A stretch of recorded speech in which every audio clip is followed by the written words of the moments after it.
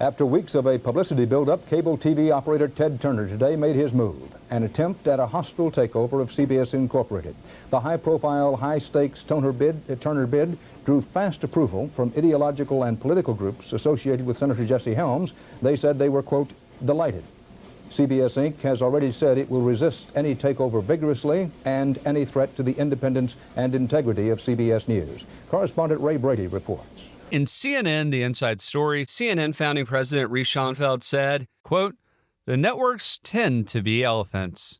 It's tough to teach elephants to dance. It's impossible when the elephants insist on leading," end quote. Meanwhile, in Tom Wolfe's era-defining novel, The Bonfire of the Vanities, about the greed and ambition of 1980s New York finance, Wolfe captured the spirit of the decade with his character, Sherman McCoy. Now just picture this. McCoy's driving in his Mercedes Roadster across the Triborough Bridge, and as he looks towards Manhattan, Wolfe wrote, quote, "The towers were jammed together so tightly he could feel the mass and stupendous weight. Just think of the millions from all over the globe who yearned to be on that island, in those towers, in those narrow streets. There it was, the Rome, the Paris, the London of the 20th century, the city of ambition, the dense magnetic rock, the irresistible destination of all of those who insist on being where things are happening," end quote. So with ambition like that, it's easy to imagine Ted Turner's journey from Atlanta, Georgia to CBS's Midtown Manhattan Black Rock headquarters unfolding along the very lines Tom Wolfe described. Throughout this season of media moguls, every time Ted Turner faced what seemed like an impossible challenge, from running a UHF station to losing satellites to Congress siding with the networks to the launch of the network-backed rival satellite news channel to even launching CNN in the first place, Ted pushed forward, all while continuing to climb the ladder towards media moguldom.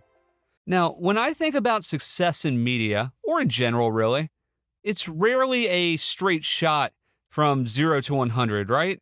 It's more like that imaginary ladder I've mentioned before, where you start at the bottom, and the higher you climb, the higher the stakes get. You know, the risks get bigger, but so do the rewards, right? From the moment Ted bought his rinky-dink indie UHF station, he was determined to offer an alternative.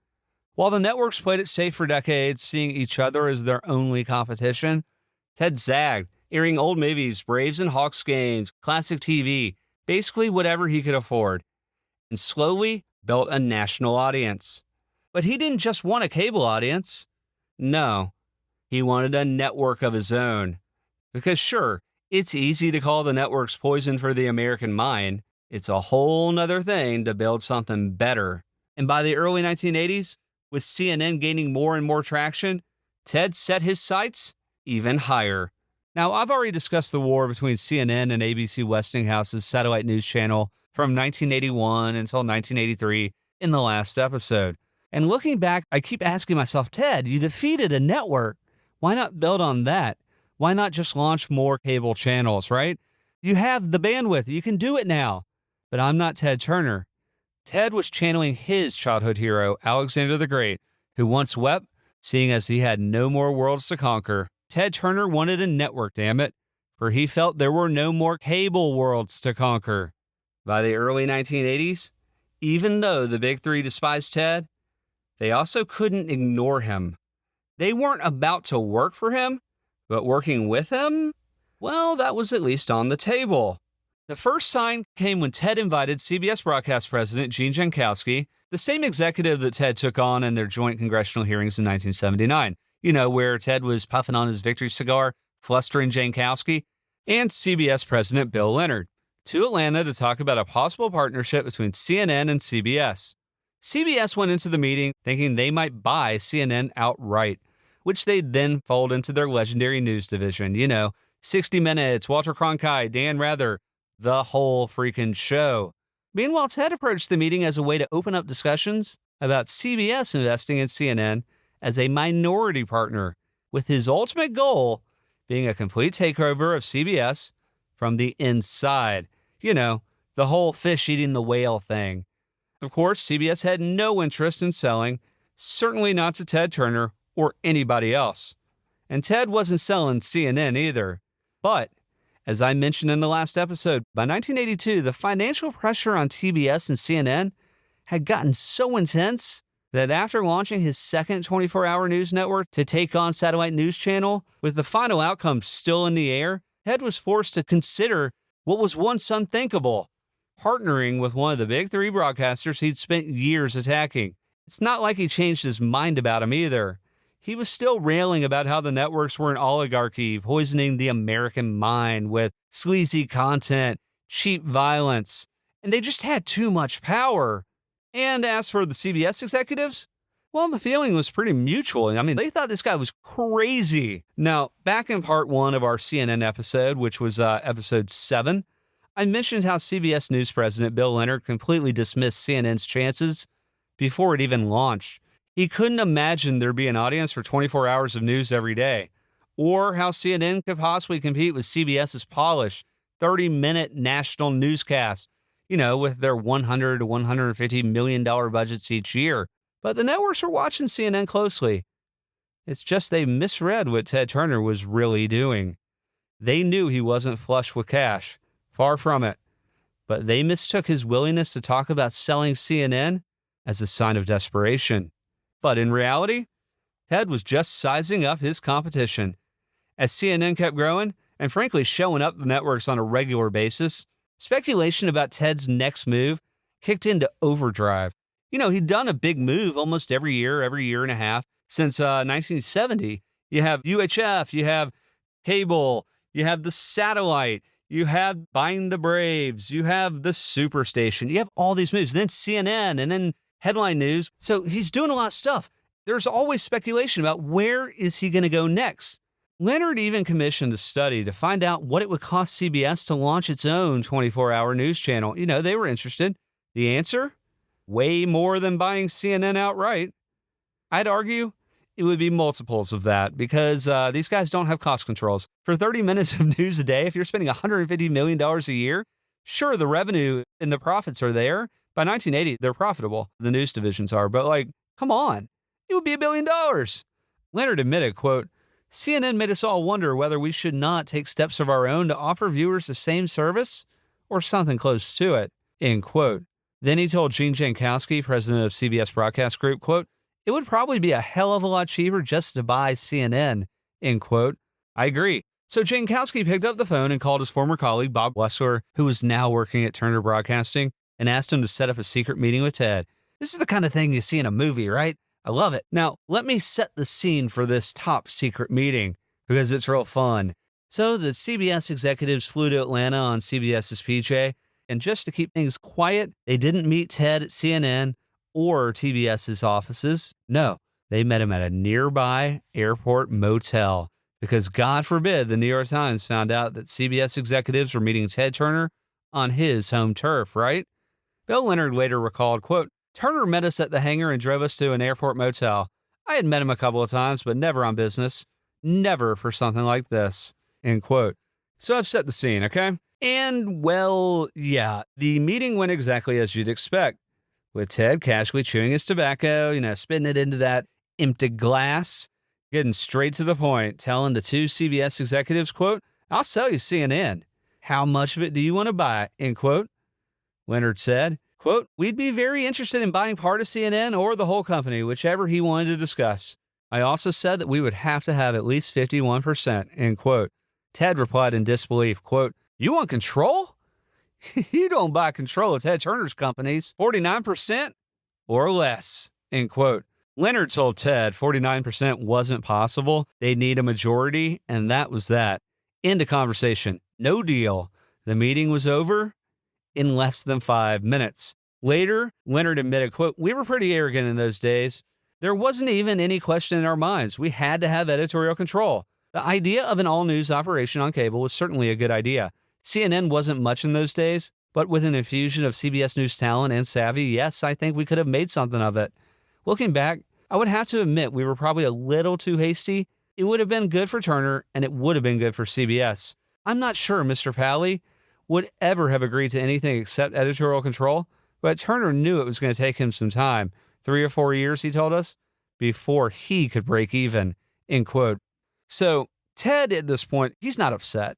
He's not bitter or any of that kind of stuff. The meeting was short. It's business. Life moves on. He didn't have to fly down to Atlanta. They did. In fact, he personally drove Jankowski and Leonard back to CBS's airplane. But right before he dropped them off, he told them, quote, "I'm sorry we can't do business. It's really no problem. Someday, I'm going to own you. You bet I am. Remember, I told you so." End quote. I'm Web Barr, and this is Media Moguls, the Ted Turner Saga. This episode, Ted Turner goes shopping for a network. When the legend becomes fact, print the legend. What we're doing right here on this spot is the greatest advance in television since television was invented. They're risk takers, rule breakers, and empire builders. These are the stories of the visionaries who transform media forever. Whatever I have is being put at risk on this project, and if it's not successful, I'll be looking for a job.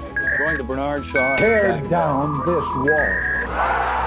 From High Bar, this is Media Moguls. We won't be signing off until the world ends. We'll be on, we will cover it live. Years later, CBS News president Bill Leonard admitted, quote, "Ted was a very fresh guy, but you had to like him. Looking back, I can say now I absolutely wish we told him we could live at 49%. We could have had a joint venture, and it probably would have been a terrific deal for both of us." End quote. Now, I love a good sliding doors moment as much as the next guy. But let me be clear here. There was no way, repeat, no way Ted Turner was going to sell CNN to CBS in 1982 under those terms. But if he had, well, then the ripple effect would have been enormous. So big, I can't even imagine what might have followed. Because if CBS's execs had just seen 4 years into the future, they might have looked back and wished they'd said yes to Ted's offer. Dark times were indeed coming for the management of all three broadcast networks. Now, let's talk about competition. For years, decades even, the idea of a fourth network was television's El Dorado. Great in theory, but an elusive dream for many wannabe broadcasters. In the mid-1970s, the big three networks, ABC, CBS, and NBC, were as powerful and secure as the auto industry in Detroit. Job security was basically guaranteed, and if you did get let go at one of the broadcasters, you probably just went to one of the other two. It's kind of like musical chairs, except the music never stopped. In the mid-80s, the music stops. So job security was basically guaranteed. Hostile takeovers were not a thing, and new players like HBO were pretty much ignored. Heck, when HBO asked the FCC for permission to broadcast via satellite in 1975, the networks barely blinked. They didn't really care. I mean, RCA, which is NBC's parent company, even leased HBO and TBS space on their satellite. That's how little they worried about cable or news services trying to become a fourth network. With 90% of viewers tuning into network TV every night, they didn't see a threat. You see, building a new broadcast network wasn't just hard, it was nearly impossible. You needed a strong network of independent affiliate stations. You'd also need affiliates in general. You need to make them switch from one of the networks over. And I'm oversimplifying this, but you'd also need millions of dollars to produce original programming. And then you'd need an audience big enough to lure advertisers away from the other three networks. But then came the satellite and Ted's Superstation. Suddenly, a fourth network felt possible. In 1976, Ted's Superstation proves that satellites could link cable systems across the country, giving cable operators more control and opening up new opportunities for advertisers, producers, and viewers.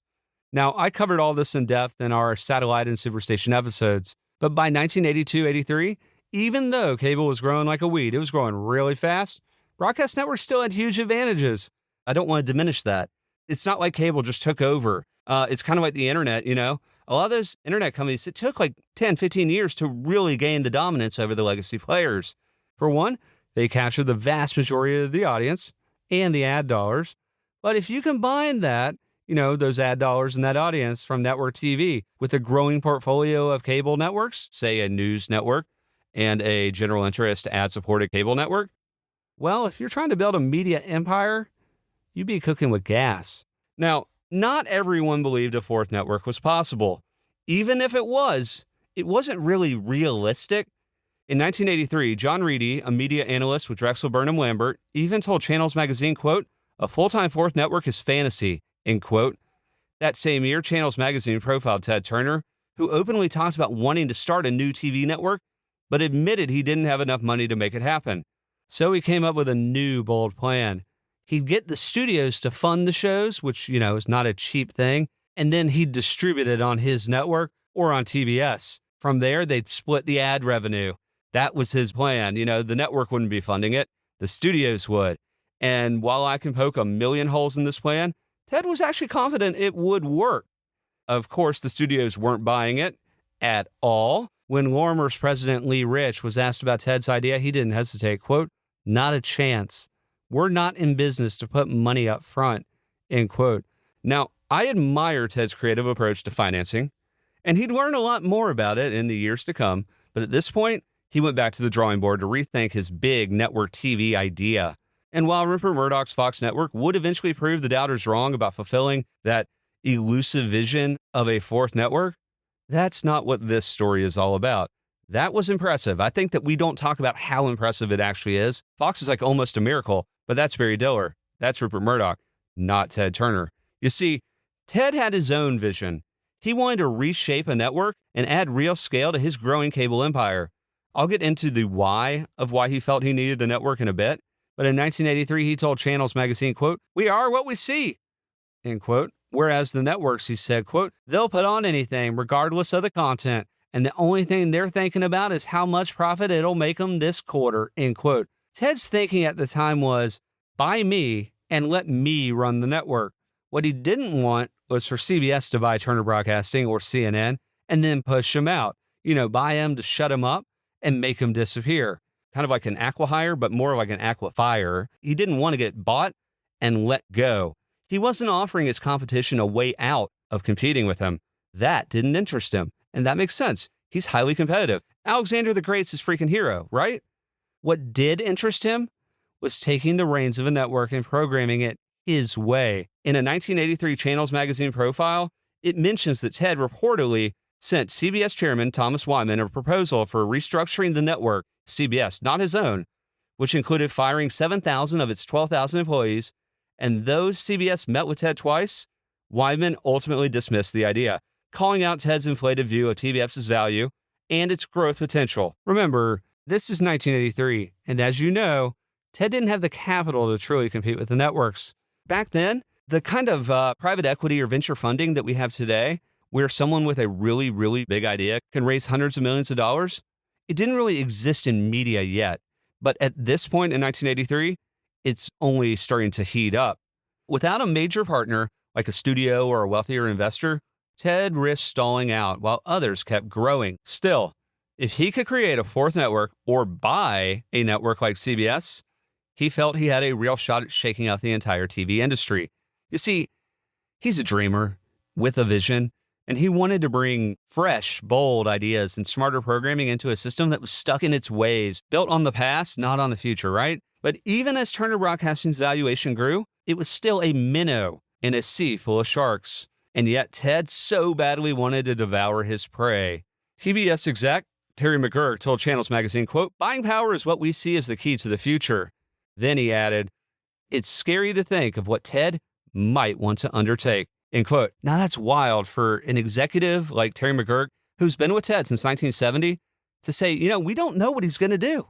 We don't know what he's going to do next. One day he's creating CNN, the next day he's taking on SNC, and the next day he wants to own CBS. Oh, and by the way, he's starting all these foundations, and then he goes down to Cuba to meet Fidel Castro. We didn't talk about that because that's just a whole nother can of worms, but it's all never ending. Pulling off a fourth network, or even acquiring one, was a completely different story. The barriers to entry were massive. The capital in 1983 wasn't easy to come by, and he's still Ted Turner.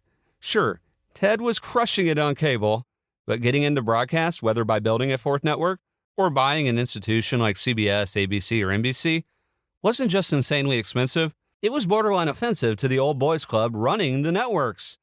And how could Ted actually execute his bold strategy of swallowing the whale? Well, that was very much still up in the air as of 1982 and 83, but soon he'd have his answer in the form of a mix of Reaganomics, deregulation, junk bonds, and finance god Michael Milken. Now, I need to warn you, as much as I'm not a historian, I'm even less so an economist. I've never worked on Wall Street, but that doesn't mean I'm not fascinated by it. Actually, it's the complete opposite. I am totally fascinated by Wall Street, especially in the mid-'80s, where corporate America seemed to transform overnight. By the mid to late 80s, nearly every Fortune 500 boardroom was seeing the same thing happen. Minnows swallowing whales, all fueled by junk bonds and a raging bull market. The shift from the steady, pre-securitized, predictably safe investment world of the 1960s and early 70s to the casino-style, greed is good, grow-at-all-costs culture of the 80s is absolutely fascinating.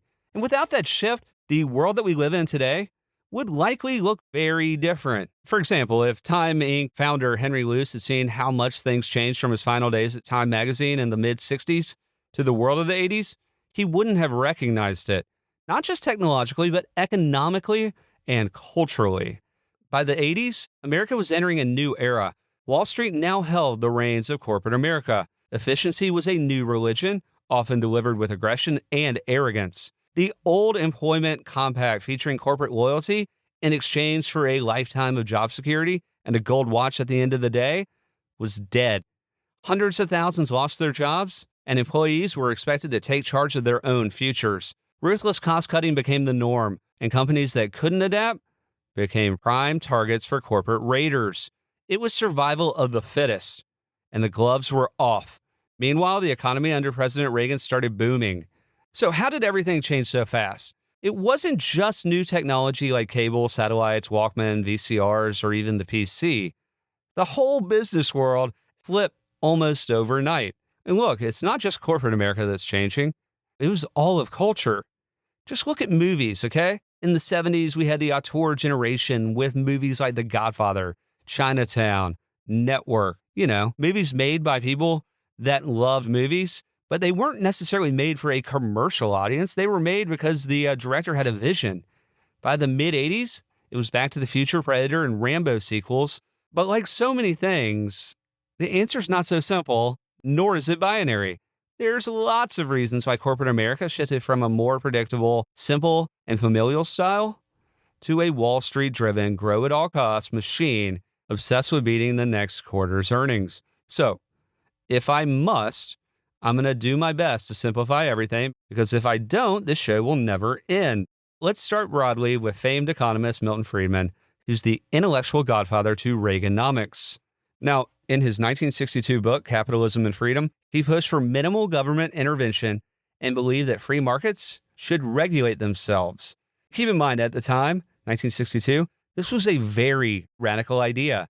But by the 70s, Friedman's once radical ideas started gaining traction. In 1976, he was awarded the Nobel Prize in Economics. From there, like any good cult or religion, religions begin as cults, remember, a new wave of disciples emerged. And while Friedman never officially served in the Reagan administration, his thinking strongly influenced much of their economic policies. By the late 70s, as Ronald Reagan began eyeing the White House, he found himself taking an interest in a group of younger economists known as the supply-siders. These are basically Friedman's disciples. These supply-siders believed America's biggest economic problem was high taxes, which they said left too little capital for private investment. Of course, their fix was to cut the already sky-high taxes so businesses would have more to spend, and thus the economy would grow. Sounds pretty simple, right? Now, despite any solid economic proof, their ideas caught fire with Republicans. From the start, Reagan made his position clear. He believed America's economic troubles could be solved by reviving free enterprise and letting the markets run. His cabinet reflected his belief, with 4 of his 13 secretaries coming straight from the business sector, more than any president before him. This was pretty radical still. Reagan was convinced that the government had gotten too big and that liberal policies had made people too dependent on the government. And in the 70s, it wasn't hard to see something wasn't right. Things aren't working. Corporate profits were down. Productivity was slipping. Stock prices had stalled. And socially, people started to wonder, were American companies losing their edge? Were workers falling behind? Would rising powers like Japan pull ahead? Were we doing things all wrong is kind of the question. And it's hard not to wonder, were they right? You know, you look at the Ford and then Carter administrations, and the economy is a disaster zone. While I was deep into my research, I came across this great, very accessible book. I mean, by accessible, I mean it's entertaining and easy to read, by Tom McGrath called Triumph of the Yuppies. It came out last year, and it tracks the cultural shift from the 60s and 70s into the 1980s. And it really helps illuminate what I'm about to talk about. McGrath's take on how the role of business evolved during that time, you know, from the 60s and 70s into the 80s, really stood out to me. At the heart of this were some really big questions, like really big. What was the purpose of a company? Who was it for? And what ideas should guide its decisions? Now, in the decades since World War II ended, most Americans believe businesses had a few main responsibilities. 1, serve their customers by making good products. That's pretty clear. 2, provide jobs with fair pay and good conditions for workers. And once those 2 things were taken care of, then to focus on making a fair profit for the owners. Emphasis on fair. But in 1970, economist Milton Friedman published an article in the New York Times Magazine that flipped that whole idea, you know, corporate responsibility, on its head, arguing that businesses had no social responsibility at all, and that their only responsibility was to increase profits. Now, today that might not sound so crazy, but in 1970, this was a bombshell. Friedman's article was essentially patient zero for a new idea that companies should only focus on increasing shareholder value. Everything else was a distraction. In other words, if they use company resources to create jobs for the sake of creating jobs or to reduce pollution or fight discrimination, they were taking profits away from the owners. That kind of work, he said, should be done in someone's personal time, not on the company's dime. Now, Friedman's ideas quickly caught on with conservatives, as well as many in the business world, especially those who felt free enterprise was under attack. 6 years later, 2 of Friedman's students, Michael Jensen and William Meckling, took his idea further. You see, these 2 guys agreed executives should focus only on profits, but they pointed out a big problem. CEOs and their boards didn't always share the same goals. So what was their solution? Their solution was, let's give CEOs stock in their company, which was not as common at this point, so that their wealth would rise and fall with the shareholders. In theory, that's a very good idea, you know? That's skin in the game is what we call it. Now, with 50 years of hindsight, this might all sound very obvious, but at the time, it was a really bold idea. And as the American economy struggled throughout the late 70s, this bold idea gained traction. That's how these things happen. Normally, it's a bad thing that causes new ideas to sprout and take hold, right? What started as a very radical theory soon became widely accepted in boardrooms across the country and redefined the very purpose of business. But before it could become the norm, someone had to put the ideas into practice, right? You know, turn theory into reality, so to speak.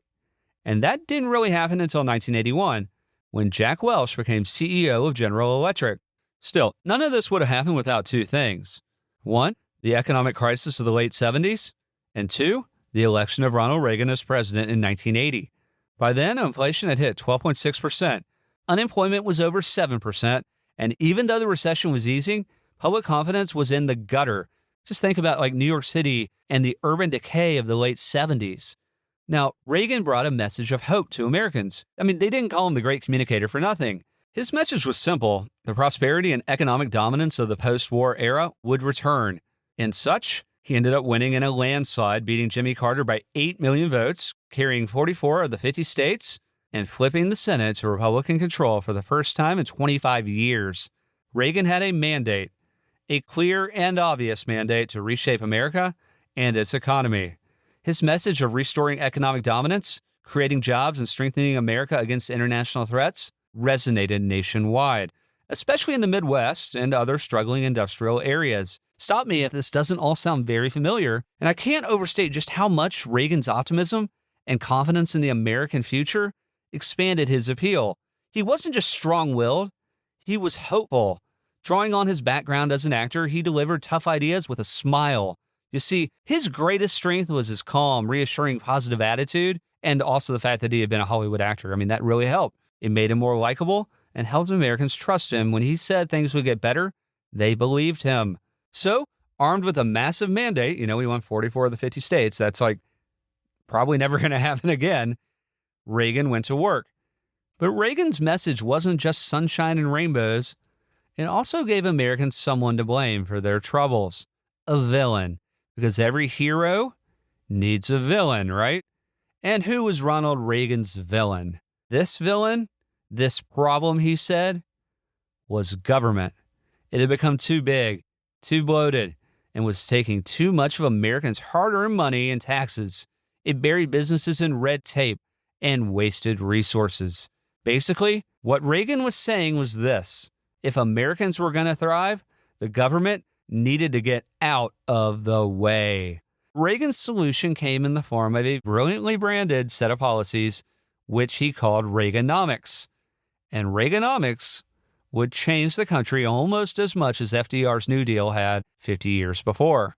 So, in early February 1981, less than a month after taking office, Ronald Reagan, armed with his massive mandate, went on national TV from the Oval Office to tell Americans where he planned to take the country.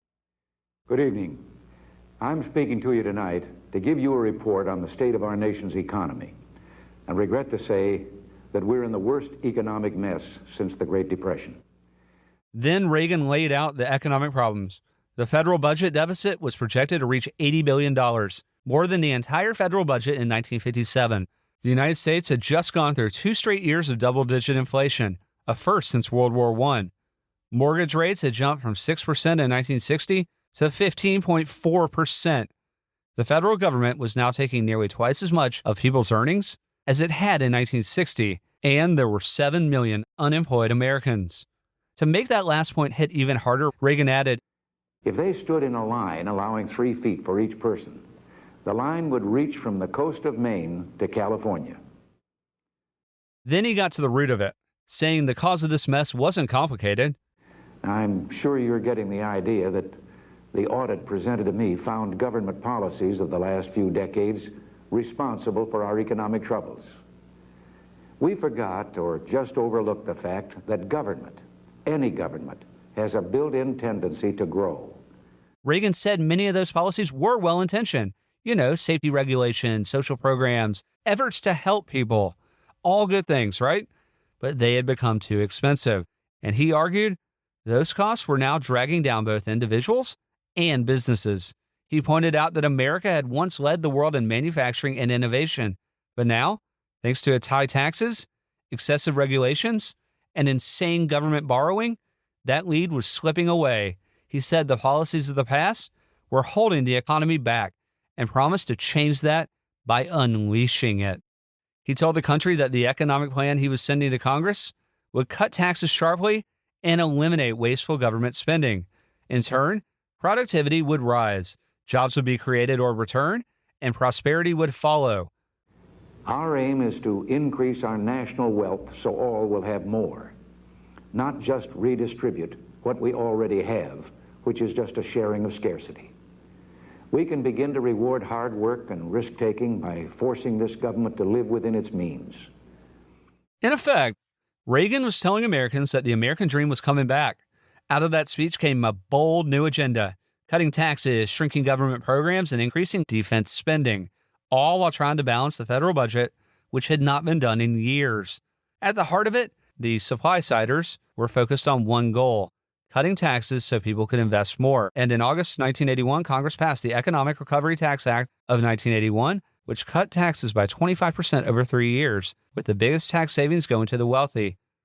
In Triumph of the Yuppies, Tom McGrath described a key moment later that year in December of 81 as the economy was sinking deeper into recession.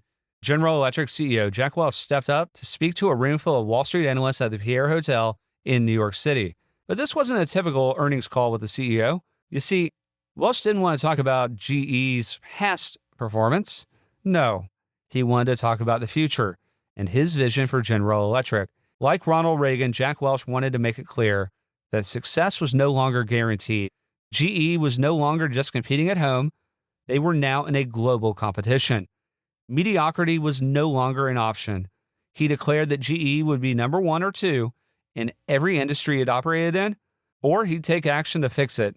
He put it this way, quote, "The managements and companies in the 80s that don't do this, that hang on to losers for whatever reason, tradition, sentiment, their own management weakness, won't be around in 1990. end quote. Welch told the analyst he wouldn't let GE become one of those doomed companies, and the key to avoiding that was going to be the company culture. He wanted to create an environment where every GE employee was pushed to be better than they ever thought possible. Quote, only the limits of their creativity and drive would be the ceiling on how far and how fast they would move. End quote. I love that quote. That should be how everyone is, you know? Only the limits of your creativity and how fast and how hard you're willing to push should limit you, right? This shift in management philosophy was kind of like going from black and white to color, and soon became the dominant mindset in C-suites across corporate America. As for the companies that didn't adapt, well, they soon became targets, opportunities for smaller, scrappier players to swallow whole, where the proverbial fish eats the whale. In Triumph of the Yuppies, Tom McGrath quotes ad exec Jerry Della Femina, who said this in 1981. Affluent baby boomers, quote, are the biggest single factor in anyone's marketing calculation. They are the people who make or break products, end quote. By the early 1980s, not only was the economy being rebooted with lower taxes and deregulation, but the boomer generation was coming into its own.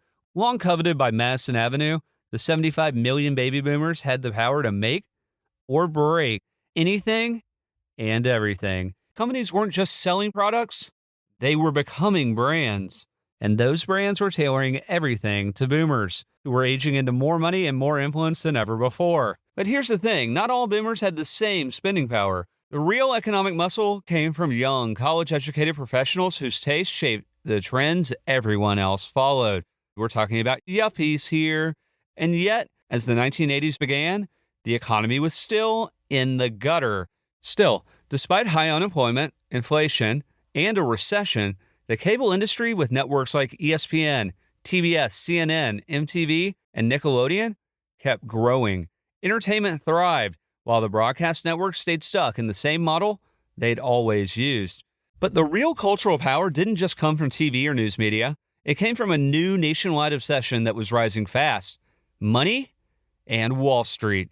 In Triumph of the Yuppies, Tom McGrath describes how, as the 80s began, even Jerry Rubin, the very famous social activist from the 60s and 70s, realized the times had changed, and he was changing with them, saying, quote, I know that I can be more effective today wearing a suit and tie and working on Wall Street than I can dancing outside the walls of power. Politics and rebellion distinguished the 60s. The search for the self characterized the spirit of the 70s. Money and financial interests will capture the passion of the 80s, end quote. Rubin was right. He was once a hippie, and now he was a yuppie. Fast forward to 1984, and Reagan's approval rating had jumped 20 points from its low of 35% just 18 months earlier, and it kept climbing. The economy was booming, with growth expected to hit its highest point since 1951. And politics aside, Reaganomics was working. As part of the deregulation push, the Reagan administration and the FCC in particular helped fuel cable's rapid growth and expansion, while also contributing to the early decline of the broadcast networks. You see, the 80s were marked by intense corporate battles with mergers, leveraged buyouts, and hostile takeovers at a scale the country had never seen before. Media companies then became prime targets as mega conglomerates rushed to diversify and cash in on the rising value of communications, while knowing there was still a lot of meat on the bone when it came to savings and efficiencies in these media companies, right? You know, they were spending a lot of money. When someone like Ted Turner builds CNN for only $20 million and $2 million a year, and then you look at the broadcast network spending over $100 million a year on 30 minutes of news a day, you've got to ask yourself, if you're an investor, you know, one of these raiders, what could we do here if we own the spot? What kind of efficiencies could we have? What kind of earnings could we have if we ran this like a real business, right? For young professionals focused on building their careers, the obsession with wealth and success became a defining trait of the entire decade. The long road no longer appealed. Not if there was a faster way to get there, right? And yeah, the networks took notice. They started creating shows designed to attract a smarter, younger, wealthier audience because that's what advertisers in the 80s wanted. For example, NBC started targeting wealthier viewers with what some called smarter programming. They really nailed it on that name, while CBS and ABC leaned into shows about wealthy people. Inspired by the success of Dallas, ABC responded with Dynasty, which until I started writing this episode, I didn't even realize they were two different shows. Wow. This shift, in terms of what kind of programming they were making for an audience, was kind of like cable, but it helped the networks develop more distinctive brands than ever before. And while all of this is happening, boomers were demanding more viewing options, and cable networks were happy to deliver. Like, I want my MTV, baby, right? Okay, I think I've done my best to fill in the blanks on Reagan, boomers, and the recovering economy in the early 1980s. Let's get back to Ted Turner and his near Iliadic pursuit of a broadcast network. First, let's talk about why Ted even wanted to own a network in the first place. Remember, his Superstation was already a profitable national cable channel with a fast-growing audience, and CNN had not just taken on ABC Westinghouse's SNC, but beat him so badly, he sent him home packing and then got to own the rest of the company for just $25 million. Basically, just as like a trophy. It was a trophy win. So, what was Ted really looking for? This is the same guy who just a few years earlier stood in front of a House subcommittee on TV violence and declared that much of the American public was sick and that network TV licenses should, quote, be revoked immediately and given to responsible citizens who will do good, end quote. Ted even suggested network broadcasts carry a warning label just like the ones they have on cigarette packs that read, quote, warning, too much television can be damaging to your mental health, end quote. Ted even said, tell me if you agree with this statement. In my opinion, the greatest enemies America has ever had, posing a greater threat to our way of life than Nazi Germany or Tojo's Japan, are the three television networks and the people that run them who are living amongst us and constantly tearing down everything that has made this country great. And what are they doing it for? For a handful of dollars. I still believe that the networks have been a terrible, terrible negative influence on our country, particularly the last 20 years. Now, all of these were the type of over-the-top, headline-grabbing statements people had come to expect from Ted Turner. But they weren't random, nor were they accidental. They were all part of a larger strategy to attack the networks while protecting his growing empire. Because what was TBS if not an alternative to the networks? Plus, anything he says, they're not going to respond to him, right? After his victory over SNC, Ted was sending a message loud and clear to any would-be challengers to his growing TV empire. He was ready and willing to go to any and all lengths to defend what he had built. By late 1982, with the threat of SNC behind him, Ted was ready to start looking again at possible mergers or acquisitions with other major media companies. While NBC expressed some interest, internal issues got in the way. Still, according to longtime NBC spokesman Bud Roykaiser, the network regularly, quote, disparaged Turner as a lunatic, end quote, making any serious talks unlikely. That sounds right. Meanwhile, Turner executive Robert Wussler, a former CBS News and sports executive, kept in touch with his old colleagues, but CBS leadership didn't seem interested in cable, except for CNN, and that was more of a protect the future kind of thing. And even as Ted kept talking about taking over one of the networks, despite having nowhere near the capital to pull it off, there was another interesting conversation happening behind the scenes elsewhere. CNN co-founder and former president and CEO, Reese Schonfeld, had been talking with Lawrence Grossman, the head of NBC News, about launching a new cable venture together. And as you know, if anyone knew how to build a cable news network, it was Reese, who'd helped build and launch both CNN and Headline News between 1979 and 1982. Reese was in search of his own cable news redemption story, and he made his own pitch to Larry Grossman at NBC News clear, quote, if you guys ever want to get into the cable news business, you've got to do it now. ABC is still hurting from SNC, and CBS is never going to get off their duffs, end quote. His pitch worked. NBC agreed to fund the $35 million it would take to launch the new network, as long as Reese could get enough upfront clearance from cable operators, meaning getting into enough cable homes before launch. That was key. It's always been key with cable. That last part is the most important part. You could build the greatest network ever, but if you're not in the cable homes, then you just have wasted a lot of money. No matter how good your programming was, without support from the cable operators, your channel didn't stand a chance. SNC ran into this exact problem. And luckily for Reese, Congress had just passed a new Cable Television Act and it worked squarely in his favor. The law said cable providers couldn't drop an existing channel unless they replaced it with something comparable. Reese was confident, with NBC behind him, his service would be far better than just comparable. He believed he could reach up to 13 million cable households right out of the gate. Now that would be a huge success, right? His pitch to the cable operators was simple. Quote, let us get our operation going, and we'll go head-to-head with Ted Turner, and we'll beat him because we'll get better ratings, end quote. Now, what Reese Schonfeld understood about cable news wasn't just how to program 24 hours of news with a significantly lower budget than the networks. He did. He understood that. But really, he understood how the cable industry worked. Not just the distribution side, but the mindsets of the cable cowboys like Bill Daniels and John Malone. These guys were kingmakers. Without their buy-in, you had no shot. You see, John Malone's also a capitalist, plain and simple, one of the greatest, and maybe the greatest media strategist of the last 60 years, if not ever. And he liked Reese's pitch, so he offered $2 to $3 million in development money. His only condition was that he got 2 seats on the board. Reese, of course, said yes. Next, Reese met with Bill Daniels, the actual godfather of cable, and one of the first cable operators. Bill Daniels liked the idea. You know, it's always good to have more competition. That means the cable operators can lower the fees from the programmers, right? Carriage fees. That's what this is all about. Bill Daniels liked the idea, and he asked, quote, you're not doing this just to get even. And then he added, we'll put you in business, and we'll make sure you stay in business. Why don't you call it KTHN, end quote. Now, Reese had no clue what he was talking about until he smiled and laughed, and then Daniel said, promise me you'll call it KTHN, the Keep Ted Honest Network, end quote. Leverage. That's what all this was about. Cable operators wanted leverage. Remember, they stuck together. Cable guys stick together, especially on the operator side. And if an opportunity came up to gain leverage over a programmer, even if it was Ted Turner, who was cable before cable was cool, they took it.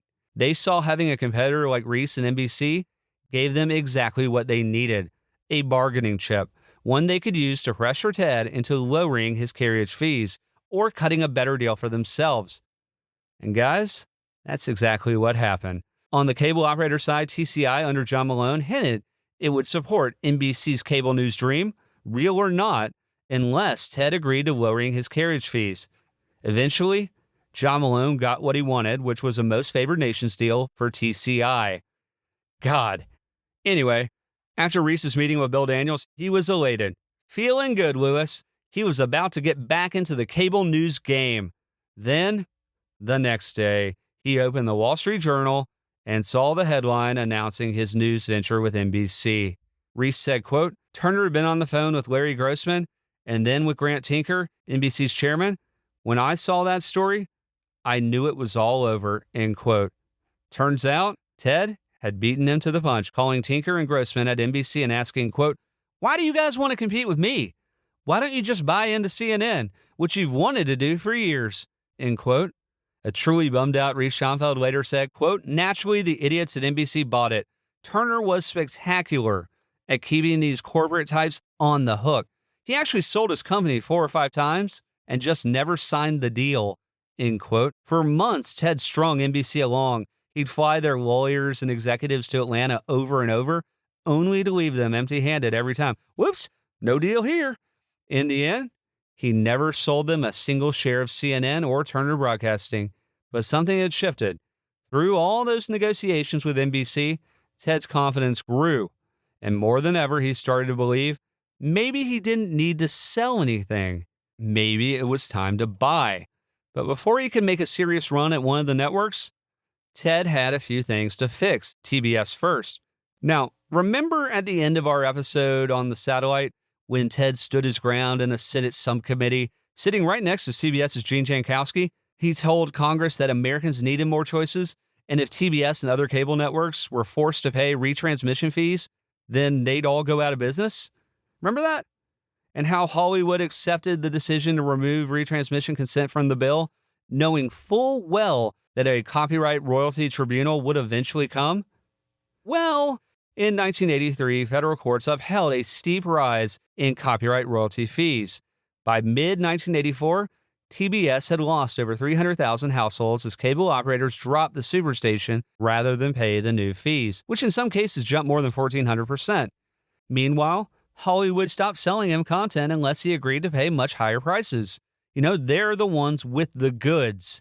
So, with programming options running out, Ted turned to something he knew very well: sports, which even by 1983-84 standards, were starting to get very expensive. But they were also a natural fit for TBS. They've got the Braves, they've got the Hawks, they've got some soccer, professional wrestling. And you see, Ted's deeper push into sports programming really started after Texaco bought Getty Oil in February 1984. And you're probably wondering, okay, that is a merger of two oil companies in 1984. What the hell does this have to do with sports? You'll get it. Nobody knew it at the time, though, but this was the deal that kind of helped kick off the beginning of a wave of massive takeovers, which would define the 80s. But interestingly, Getty Oil also happened to own ESPN. And when Ted caught wind of the sale, he was really interested immediately in buying ESPN for himself. But before he could even make an offer, ABC, which already owned 15% of ESPN, swooped in, quietly purchasing the remaining 85% for $202 million. That is a hell of a deal when you think about how much money ESPN has made over the last 40 years, right? Of course, Ted was furious.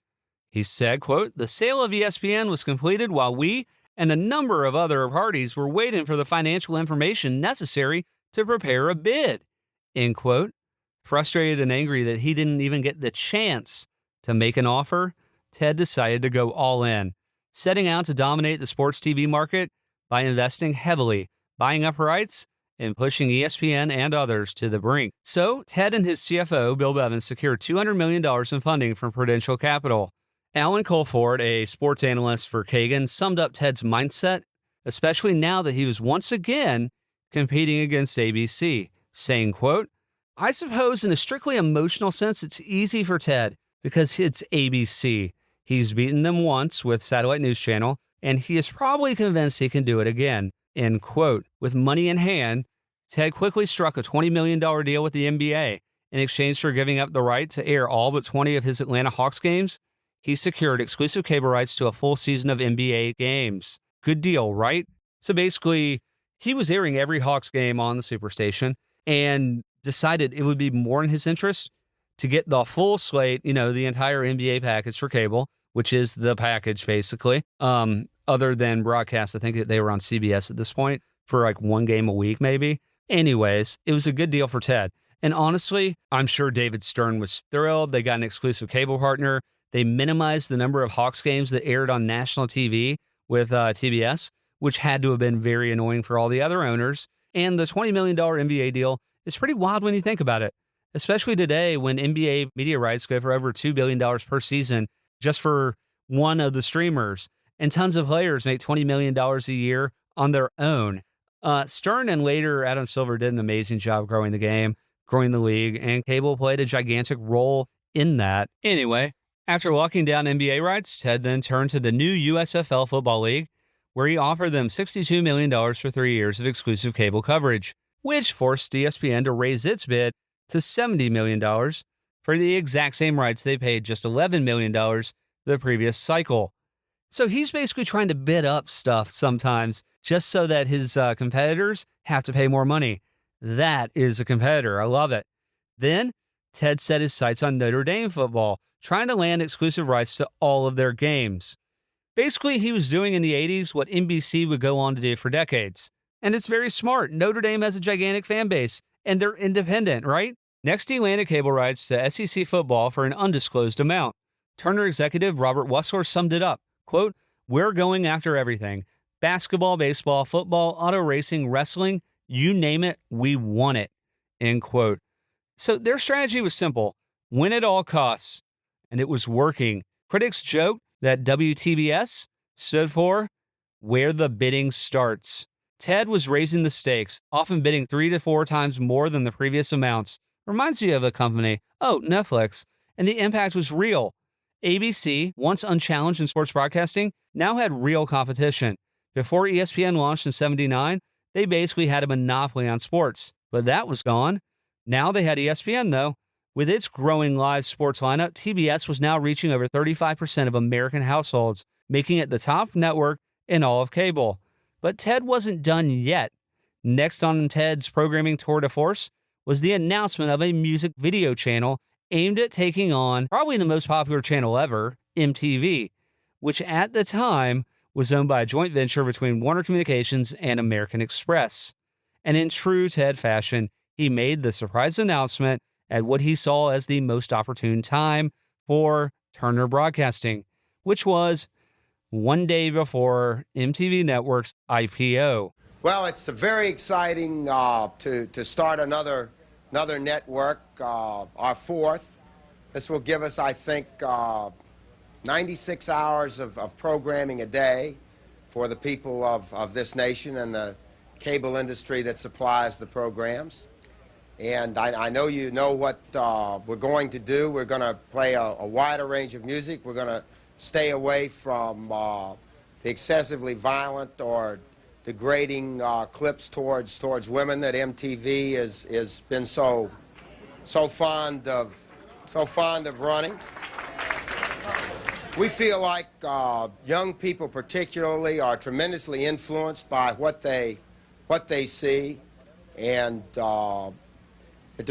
whatever they're exposed to is the way they're going to turn out. And we want to hopefully, as time goes on, try and influence music in a positive, loving, kind way with brotherhood and beauty, the way we are trying at Turner Broadcasting with all of our programming at the Superstation and so forth to portray to this nation and to the world.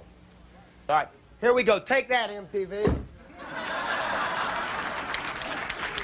You know, Ted doesn't know much about music. I've read every biography about Ted Turner, and some of them were written before he even started CNN. And never do I hear him talk about his favorite music. I've never heard him talk about music. So the timing of Ted's announcement throws this major wrench into things for MTV. You know, just the idea of a competing music channel from Ted Turner, who had defeated ABC Westinghouse's cable venture, really forced MTV's IPO underwriters to lower the stock price at the last minute, with some estimates saying it cost MTV up to $11 million. Not exactly pocket change for the network at the time. Now, some thought it might have been a coincidence. It was not.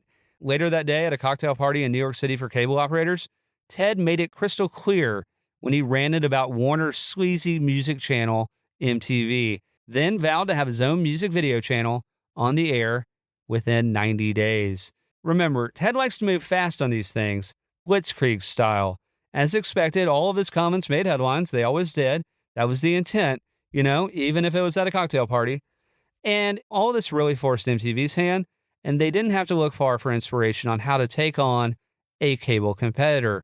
So MTV hit back, borrowing a play straight from Ted's own CNN headline news playbook, which, you know, he created the second network against SNC, when MTV announced a second music-only channel, VH1, which was designed to go head-to-head with Ted's vanilla, middle-of-the-road, kid-friendly alternative to MTV. Now, keep in mind, there was a time when some kinds of music were considered dangerous. Ask Tipper Gore and the PMRC, who tried their damnedest to censor free speech in the 80s and 90s, and you'll understand. You see, since the 1960s, music's always had this really unbelievable, incredible ability to shake things up. Music can change the world, or at least it used to be able to. But this is one where I strongly disagree with Ted's programming instincts. He wanted to create a safer, less cool, more conservative version, I don't mean politically, of MTV, which was the most popular cable network for teenagers and young adults. And in my opinion, that kind of goes against who Ted Turner is, you know? He's a maverick. But let's be real, new music is almost always geared towards teenagers and young adults. And I can tell you straight up, they sure as hell don't want safer music, right? If you're given the choice between a clean album and an explicit one, you're sure as hell not picking the clean one, right? Ultimately, MTV's announcement of VH1 worked. It only took, according to Bob Pittman, who was running MTV at the time, 34 days for them to get VH1 up and on the air, which is unbelievable because Ted said it'd take 90 days, and Ted was known for speed. According to Bob Pittman on Rick Rubin's podcast, Tetrahedron, everybody loves us. the cable operators were getting it for free. And we decided, you know what? We need them to pay us. If they don't pay us, we pencil out we're never going to be profitable. So we go back and we do these fights with the cable companies saying, I know we said it's free, you got to charge for it. And in that time, a couple of the big cable operators trying to get leverage on us convinced Ted Turner to start the cable music channel to compete with MTV. And so they come out with the cable music channel. I remember I had learned on the movie channel when HBO came out with Cinemax, I learned what a fighting brand was. I only had to learn that one time. Yeah. So when Turner came out with the cable music channel, I started VH1. And instead of him being able to compete with cable music channel versus MTV, I wanted to be the cable music channel versus VH1. Yeah. And if it had to Great kill idea. VH1, fine, who cares? Yeah. It keeps MTV out of the fight. Yeah. So Turner said, well, we're free to the cable industry. I go, VH1's free too. And then it goes, okay, well, we're going to sell spots cheaper to the advertisers. They're going to be $90 instead of the $300 you charge. They go, ours will be $80. So whatever they did, we just undercut it. And after 34 days, he shuts down. 34 days. 34 days, he shuts down the cable music channel, VH1, which we just did. They cost us $5 million. Yeah. Incremental. That's the whole cost of doing VH1 was $5 million. Yeah. We literally had a closet where we had some VJs in a closet with a fixed focus camera and a 3/4 inch machine, just cheap stuff. But we said, look, let's keep it going. Wisely, and this is where Ted is smart, Ted decided it wasn't worth a fight. He dropped his music TV channel, took the $2 million loss, and walked away from the music business with barely a scratch. Very few people can say that. But Ted wasn't done. He was still on the lookout for more programming ideas, more content he could own and control. Because as far back as day one at WTCG in 1970, Ted had always been a programmer, and behind his vision wasn't ego, it was economics. And those same economics fueled his long-standing obsession with owning one of the big three broadcast networks. Greg Blaine, a media specialist at Foote, Cone, and Belding, explained the appeal, quote, if you add up all the advertising dollars spent on television in the United States, the three major broadcast networks garner 96% of those ad dollars and yet possess 80% of the viewing audience. Commercial cable, on the other hand, has 20% of the national audience, but accounts for only 4% of the advertising dollars, end quote. That gap between audience and ad revenue was worth billions, and Ted knew it. To him, it wasn't just a goal, it was an opportunity, and now he was going all in. So, in 1983, Ted Turner tried to buy CBS, and compared to what he'd tried 2 years later, this was the friendly version. Still, obviously, CBS rejected him. According to Ted, their reason was simple, quote, they turned me down because I would have too much say in the corporation, end quote. And to me, that's code for they didn't like Ted or his supposed politics, even though he was very liberal at this point, giving a lot of money to environmental causes and non-nuclear proliferation. But think about it. Ted hadn't interfered ever with news coverage at CNN, so why would he meddle at CBS? Maybe they just didn't like the guy because he was a Southerner and a rebel rouser and all that kind of stuff. Either way, CBS downplayed the whole thing, just like their brief meeting at that Atlanta motel. These talks were short and went nowhere. But around this same time, something started happening at Turner Broadcasting that was a little new. Profits, which of course brought more attention from Wall Street. In 1984, Turner Broadcasting brought in $10.1 million in net income on $281.7 million in revenue. In turn, WTBS became the most profitable cable station in the country, earning over $43.3 million in operating profit. Wall Street loved it. Cable TV was the future. How could it not be? Channels that were once laughed at were now turning profits and growing fast, and a huge chunk of the country still wasn't even wired for cable yet. So yeah, lots of upside. Anyways, at this point, banks were starting to get eager to lend.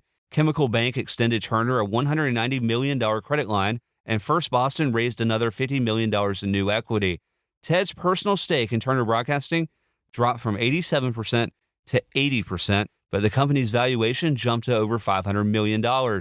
The annual interest on all that debt was around $26 million, but investors didn't flinch. They were betting big on Ted. Analyst Bonnie Cook said, quote, Turner will earn its way out of debt. provided Ted doesn't come up with another of his wonderful ideas, end quote. Ironically, it was Ted's wonderful ideas that turned a struggling UHF station into the Superstation that serves the nation, boosting Turner Broadcasting's market value nearly 100-fold in just a decade. That's impressive stuff. You need those, quote, wonderful ideas, end quote, right? Still, Ted knew that if he wanted to grow Turner Broadcasting and chase his biggest ambitions, he needed to move fast. As he said, quote, I was learning very quickly that in television, it was better to be big than to be small. The business was a lot like Monopoly, and to be the winner, you had to own multiple properties around the board. By 1984, the Superstation, CNN, and Headline News were growing into solid businesses, but it was still a struggle for a company the size of Turner to battle with the traditional Big Three broadcasters for audience and advertising dollars. I was sure that the best way to compete would be to have a broadcast network and the cable networks under the same ownership. The most logical move would have been for the Big Three broadcasters to diversify into cable. For the first time in their history, they faced competition from outside their ranks, and while their individual audiences for cable channels were small, taken together, they were gaining meaningful market share. But to my continued amazement, even after missing the 24-hour news opportunity, the network stayed on the sidelines and watched the launch of other cable channels like Discovery, USA, MTV, and Nickelodeon. They were worrying more about the previous night's ratings than the long-term future of their business. End quote. Could it be that they were worried about their own job security and quarter-by-quarter ratings and competing with the other two networks because that's all they ever knew? That is a problem. That is a trap. So while TBS and CNN kept growing their revenue, reach, and brand recognition, Ted started thinking bigger, much bigger. You know, if you're thinking small, that's what you're going to end up being, small. So expanding into sports, that was big, but not big enough. Launching a music channel, way too small. It was time to stop building and start buying. The mindset had shifted. This was the 80s. The vibes were different. The 80s weren't about playing it safe. It was time for all-out aggression. Grow or die, right?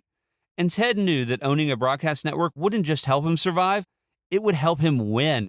Ted explained why owning a network made sense. Quote, a merger of Turner Broadcasting with the Big Three network made a lot of sense. First of all, there would be tremendous savings in news. CNN had built bureaus all over the world, and so had the news divisions of ABC, NBC, and CBS. With a merger, consolidating facilities would result in significant savings. And when these were realized, spending could increase elsewhere. While the broadcast-only networks had 4 hours a day of news to program, we would have 48 hours on cable, 24 hours for both CNN and Headline News. With 52 hours against which to amortize the costs, our company would leave the competition in the dust.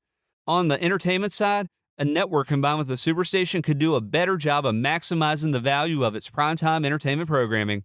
The networks have been so dominant that antitrust rules were created to prohibit them from being vertically integrated and producing this program themselves. Instead, they licensed the shows from the Hollywood studios and generally paid for the rights to air each one just twice a year. A network like CBS would lease a show like MASH and spend money to build it into a hit, only to have the show's owner, in this case 20th Century Fox, sell its reruns to local stations or cable channels. CBS didn't make a dime from this off-network syndication, and in some cases, the shows were sold to local affiliates of rival networks. But if CBS and the Superstation were part of the same company, we could negotiate a comprehensive corporate deal with Fox. After CBS built a show into a hit, TBS would have the option to air the syndicated episodes. By participating in both stages, we could reap more value. After CBS built a show into a hit, TBS would have the option to air the syndicated episodes. By participating in both stages, we could reap more value.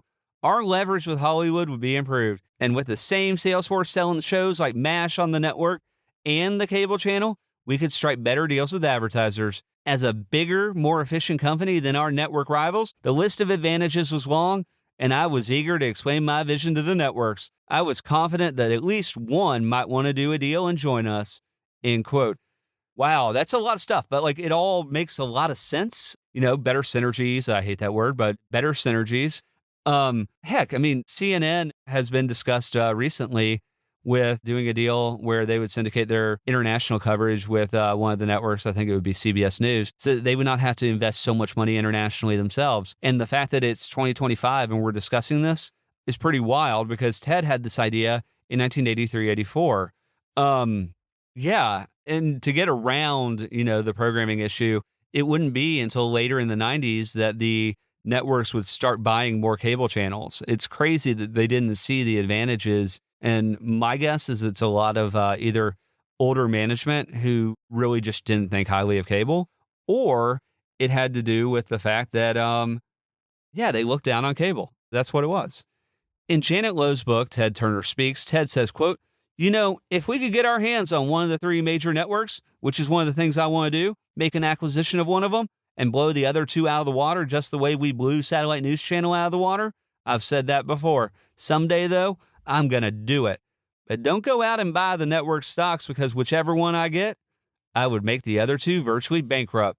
That's because I could operate so much more efficiently than the others. The networks are dinosaurs, end quote. And while the networks were dinosaurs, bloated, slow-moving, full of bureaucracy, they were also dominant. The dinosaurs ruled the earth for hundreds of millions of years.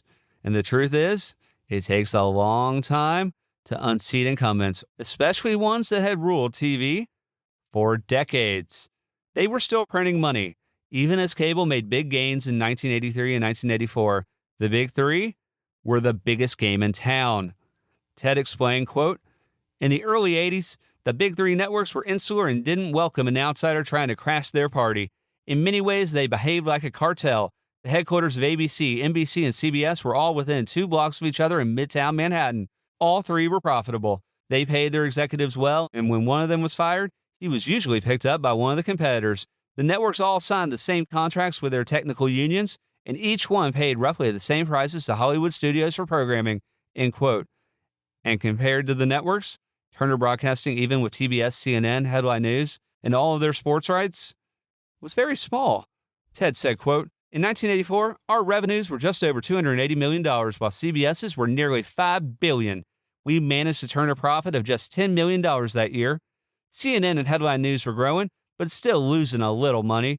The Superstation was driving our results with $177 million in revenue and $66 million in profit. Wall Street recognized that we were improving, and now that we were turning the corner to profitability, our stock often traded at high multiples. Still, our market capitalization was in the range of several $100 million, while the networks were all worth several billion, end quote. So even with all of his momentum, Ted knew that being on cable had limits.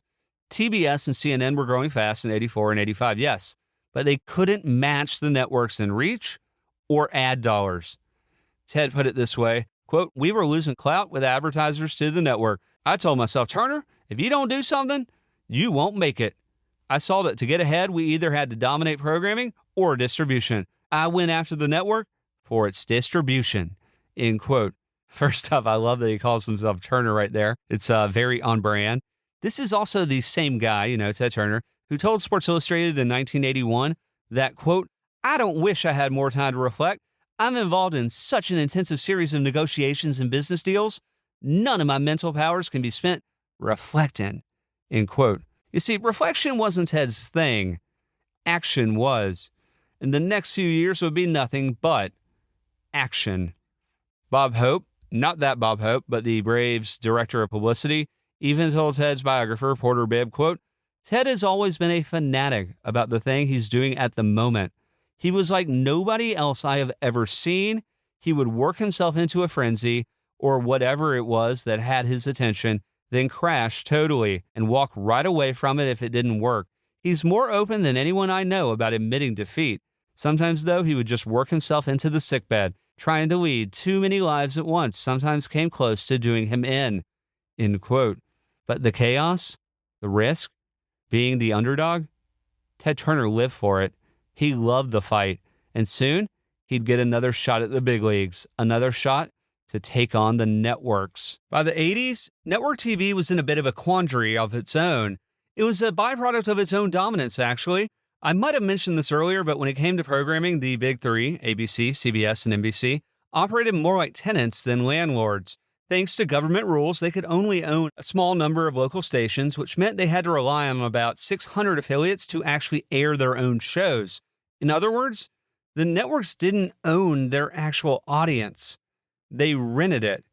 They were basically middlemen who sold America's borrowed eyeballs to advertisers. It was actually the opposite of vertical integration, courtesy of the United States government. But hey, they had a monopoly for nearly 50 years on the American mind, and it's their fault they didn't innovate further or do more deals to branch out beyond just broadcast, right?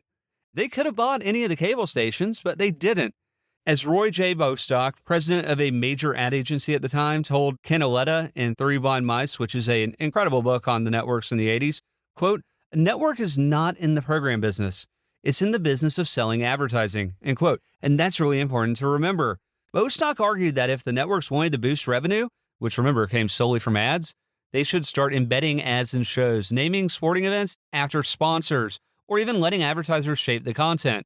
He even suggested going back to the early TV model where sponsors own the shows. Today, none of this sounds very controversial or wild because everything is branded or sponsored. Not only does every football stadium have a sponsor, but also the field is probably sponsored. You look at a TV show like College Game Day, it is a money-making machine because every segment is sponsored. And I'm not like exaggerating, but Home Depot is putting helmets on students in the front row, and you're going to have Pat McAfee sponsoring his kick in a way that's sponsored by his own show. I mean, everything. It is a money-making machine, and we're kind of immune to it, but the networks were never going to go for it. They just didn't like this kind of thing, and the world has really changed quite a bit. But, in the 80s, this is pretty controversial. To me, it doesn't sound so crazy.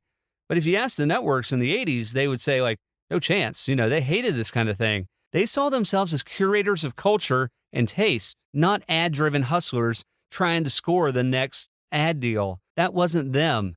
It could have been, but it wasn't. They were more than happy to rake in the $100,000 or $200,000 ad spot during primetime TV for each of their shows. And if it was a very popular show, raise the rates. But, they're only working with a small set of advertisers, too. I mean, you've probably heard the saying that eventually every company becomes an advertising company, right? Well, in the 80s, the networks didn't just want to move beyond that. They needed to. And this is where cable had a huge edge over the networks, basically until streaming took over. Remember, cable stations don't rely on advertising alone.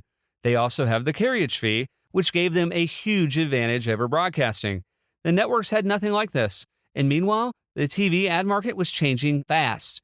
In 1980, companies spent $81 billion marketing products and services in the United States, and about 40% of that, which is $32 billion, went to advertising. The rest went to things like mailers, posters, and billboards. Of that $32 billion, just over $8 billion went to TV, and most of that, around 60%, went straight to the big three networks. 7 years later, the landscape had shifted. The total marketing spend had doubled, TV ad spending jumped to nearly $18 billion, and the network share dropped from $6 out of every $10 spent on TV to $5 out of every $10 spent on TV. They were now just getting 50 cents of every TV ad dollar. The rest was going to cable, local affiliates, and Rupert Murdoch's upstart Fox network. Cable in particular had a major edge. Thanks to looser regulations, cable networks could actually own the shows they aired. Something the networks, remember, cannot do. They're not allowed to do it. You see, the big three couldn't own their programming. Instead, they had to license it or basically rent it. They were licensing shows from producers and studios, airing them a few times, and then handing those rights back to the creators. But once a show hit around 100 episodes, it went into syndication where networks, local affiliates, and cable networks like CBS would air the reruns over and over, like Friends and Seinfeld, or even Saved by the Bell in the morning, right? Now, reruns are where shows make real money.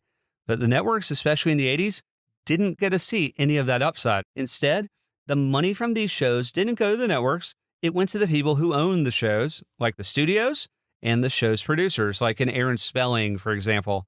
Take Friends. It aired on NBC's legendary Thursday night must-see TV lineup, but it was produced by Warner Brothers, along with showrunners Marla Kaufman and David Crane.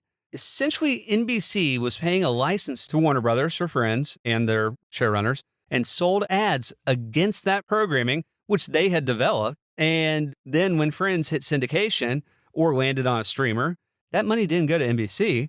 It went to Warner's and the show's creators. And this was a really lucrative thing. To the networks, it felt like a glaring inefficiency, a flaw from a time where they didn't really have to compete. But Ted saw it for what it really was, which was an opportunity. Now, before things really escalated between Ted and the networks, Ted actually pitched NBC on a very simple idea. He pointed out they had the rights to air their miniseries Shogun 3 times on the air, but they only had room in their schedule to air it twice. So Ted told NBC, quote, if we were part of the same company, we'd take that third run on the Superstation and generate another $1 million in ad revenue without spending a penny more for the program, end quote. Now, these are the kinds of cost efficiencies and savings and upside that Ted is thinking about with the network. It's pretty clear that this is a smart thing to do, or at least try.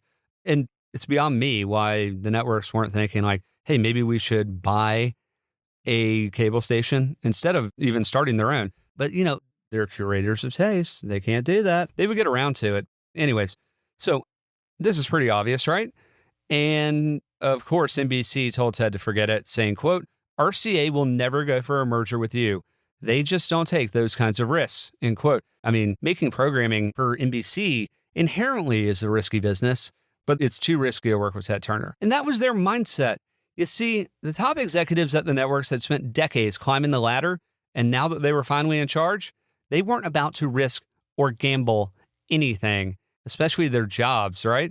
Even in the 80s, this frustrated the networks. They wanted to squeeze more value out of their dominance, but weren't willing to change how they operated, especially before 1985, where a lot of shit was about to go down. At the same time, cable was moving fast. John Malone, who ran TCI, didn't just control cable distribution, he also owned stakes in channels like BET, Showtime, and more.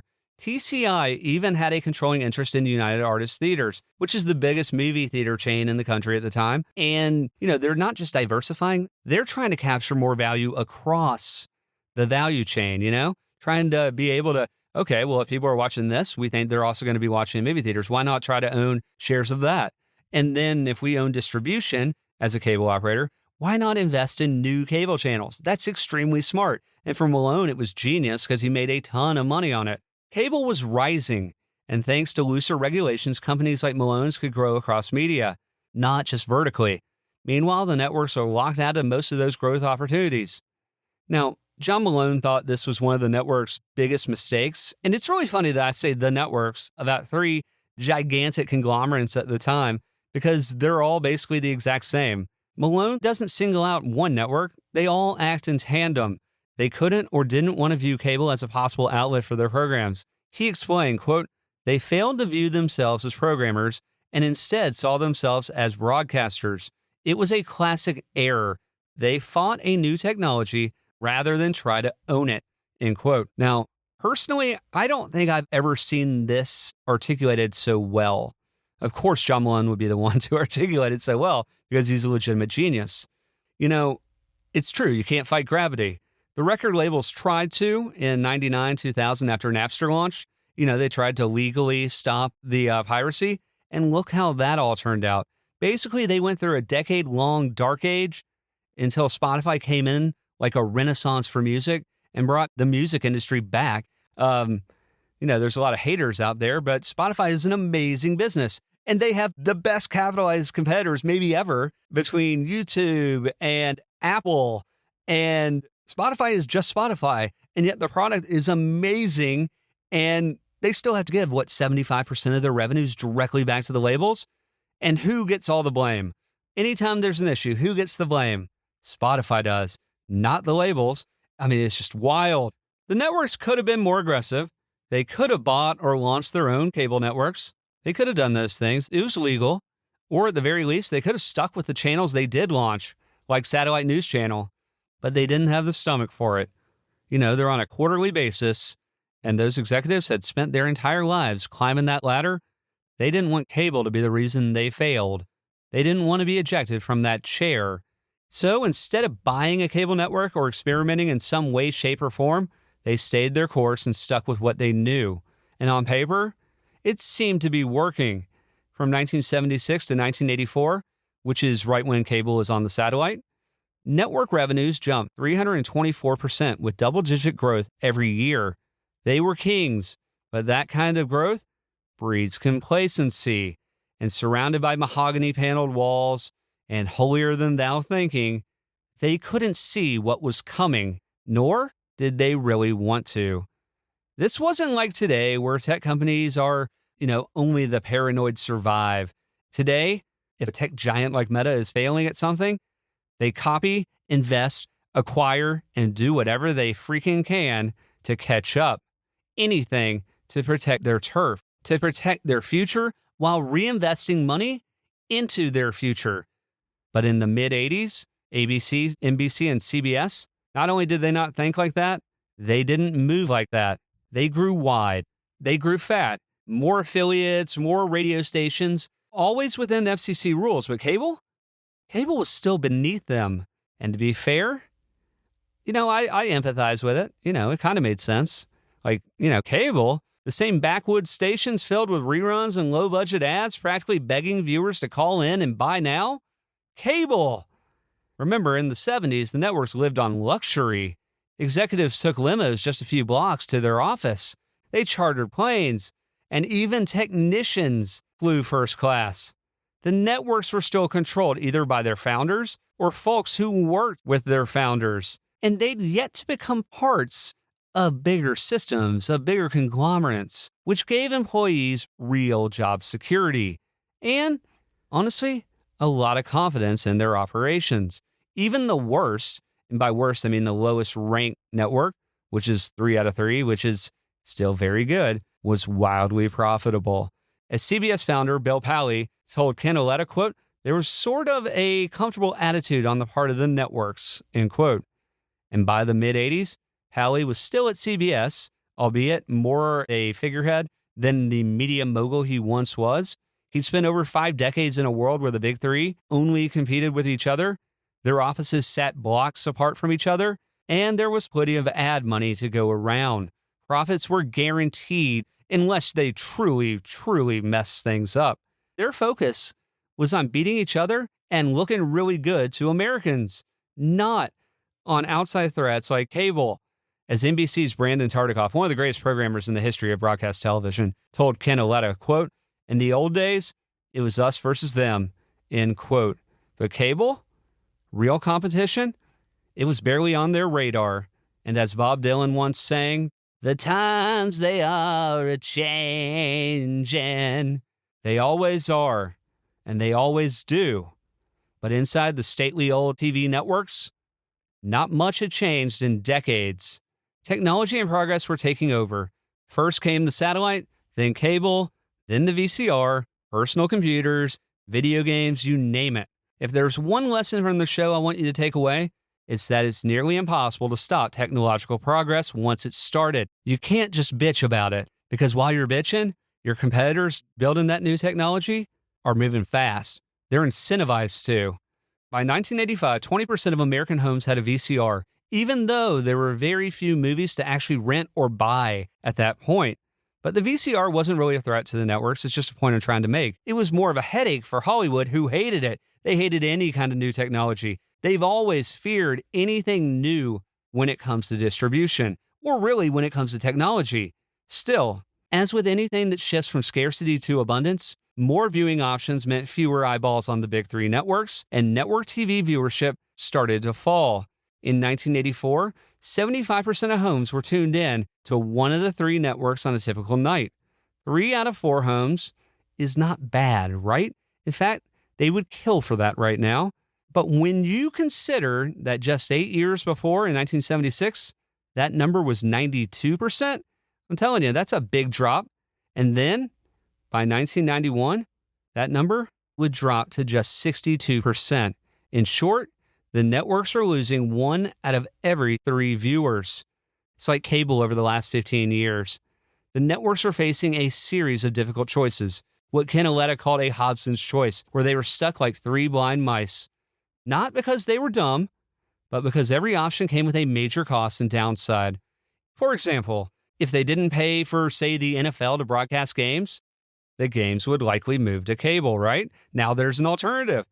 If they cut costs by outsourcing their news to local stations, then they'd lose credibility, or at least they thought they would lose credibility. I don't know if the American people cared that much.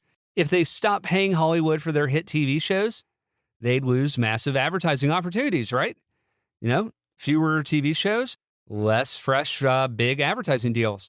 And if they got into cable, they'd risk cannibalizing their core business, broadcast TV. Maybe. Now, put all of those together, falling ratings, more channels than ever before, more places for advertisers to spend, a booming economy, and a new era on Wall Street. Throw in one more factor that took it all to the next level: deregulation. ABC President Leonard Goldenson put it bluntly, quote, "The FCC has so deregulated the industry that broadcasters are no longer insulated from unfriendly takeovers," end quote. Once the corporate takeover wave began in 1984, Goldenson started to worry if the networks would have the resources to fight off the corporate raiders. He thought about taking ABC private, but was conservative and hated the idea of taking on massive amounts of debt. He also didn't want to sell off pieces of the company just to raise cash for a private bid. Makes a lot of sense. Still, the mood inside the networks in 1984-85 started to shift. In Ken Auletta's Three Blind Mice, ABC's president of broadcasting, Michael Maliarty, told his team, quote, "Our company is worth more dead than alive. The breakup value of ABC is greater than the price of our stock," end quote. At the time, ABC's stock was trading at $42 a share, valuing the company at $1.2 billion, but its book value was $60, suggesting it was worth closer to $2 billion. And Wall Street analysts said if ABC were broken up and sold off in pieces, it could be worth $4 billion. All of this made ABC a really attractive target for someone who could buy the company and then sell off its valuable parts like TV and radio stations, movie and publishing arms, cable services like ESPN, and then their real estate. And with a strong cash flow, $3.7 billion in revenue, and $195 million in earnings projected for 1984, ABC looked like a steal, a real bargain. In the mid-1980s, despite all hopes that deregulation and competition would spark a TV renaissance, that didn't really happen. Everyone expected cable to explode with new original programming, courtesy of the United States government's more relaxed laws. But that wave took a lot longer to arrive. Instead, cable still relied mostly on reruns, shows from the 50s and 60s like Dragnet, Bewitched, Gilligan's Island, and then sports. And while the networks mocked cable for recycling their old shows, cable executives pushed back, saying they were just airing classics to a new audience, one that, in many cases, preferred the old shows over what they were airing. It's the same strategy Ted used in 1970 when he bought his UHF station WTCG. Still, the biggest threat to the networks was cable, which by 1986 was in nearly half of American homes, 48.7% of the 90 million TV homes in the country, and daily cable viewing amounted to 19% of the TV that audiences watched that year. The industry pulled in $10.2 billion in subscription revenue, plus another $932 million in ad revenue. So they're making 10 times more money off of the cable bundle than they are off of ads. And just imagine if the networks had their own subscription revenue. Just imagine that. But they didn't. They just had one line, advertising, and they dominated in that space. Now, I can go on for hours and hours about how the networks were doing in the mid-'80s, especially amid each of their ownership changes and the subsequent growing pains that each of them faced. But we need to stick to the timeline. Their story's coming, just not today. We will go over Capital Cities and ABC and General Electric and NBC today, but not in depth. That's a story for another time. Now, in 1984, Ted Turner informed TBS shareholders that he'd been actively trying to merge TBS with a larger media company. What's both interesting and kind of funny to me is he didn't seem very picky about which one. He just wanted one, right? Quote, "In recent months, your management has conducted preliminary discussions with a number of major companies in the entertainment industry to explore potential areas of combination of business interests," end quote. He also acknowledged that he'd been in ongoing talks with CBS for over 3 years, including discussions with CBS chairman Tom Wyman and other top CBS executives. But in his 1983 letter to shareholders, Ted admitted that despite these conversations, quote, our interests are better served by continuing on our present course, end quote. But then things started to really speed up. Perhaps it was fueled by the booming economy or the wave of merger mania sweeping Wall Street. At the time, the networks were largely still run by the men who built the broadcast industry, right? Some even as far back as the radio days like Bill Pally, while others had been there since the beginning of television. These were guys who shaped the American entertainment industry and news industries since TV took off in the late 40s. By that, I don't just mean that these guys were business savvy execs. No, they were also people with a creative eye, people who understood programming and had their finger on the pulse of culture. Because to truly innovate and drive change inside something like a network, you had to be able to do all of the above. You know, I'm not so sure they realized that. You couldn't just be a programmer in 1985. You also had to be basically a math wizard and a business wizard and all these different things. They went from being very simple businesses to being very complex. And if you want to feel just how much the culture had shifted, compare the tone of the moon landing coverage in 1969 to MTV's launch on August 1st, 1981, just 12 years apart. And yet they feel like worlds apart, right? One was built by old school broadcasters for the entire country. The other was a brand new kind of channel. It was created by 20-somethings for 20-somethings, and they had their own moon man. So while the network still dominated into the early 80s, thanks mostly to their distribution advantages, you know, basically monopolies, and their gigantic audiences and those relationships with being able to deliver those audiences to advertisers, they weren't really investing into their future, nor were they planning ahead. And as the Reagan economy started to take off, they found themselves exposed. They were flush with cash, loaded with assets that could easily be sold off, and, as Wall Street soon realized, bloated. They weren't just good takeover candidates. They were the ideal takeover candidate. And now, Ted Turner wasn't thinking about selling anymore. No. Now, he was seriously thinking about buying a network any way he could. Now, for any of these network mergers, acquisitions, or better yet, takeovers to go through, the FCC had to sign off on the deal. Remember, the networks were still heavily regulated by the government. They still are. And any change in ownership required a change in their broadcast license. That just happened recently when Skydance bought Paramount, which owns CBS. And as I mentioned, one big part of the Reagan Revolution wasn't just economics. It was also shrinking the size of government, which included rolling back a lot of rules and regulations.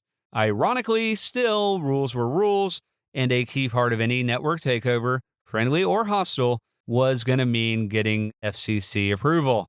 All TV and radio stations operate under FCC licenses, and according to the Communications Act of 1934, those licenses can only change hands with FCC approval, and the threshold for control was defined at 51%.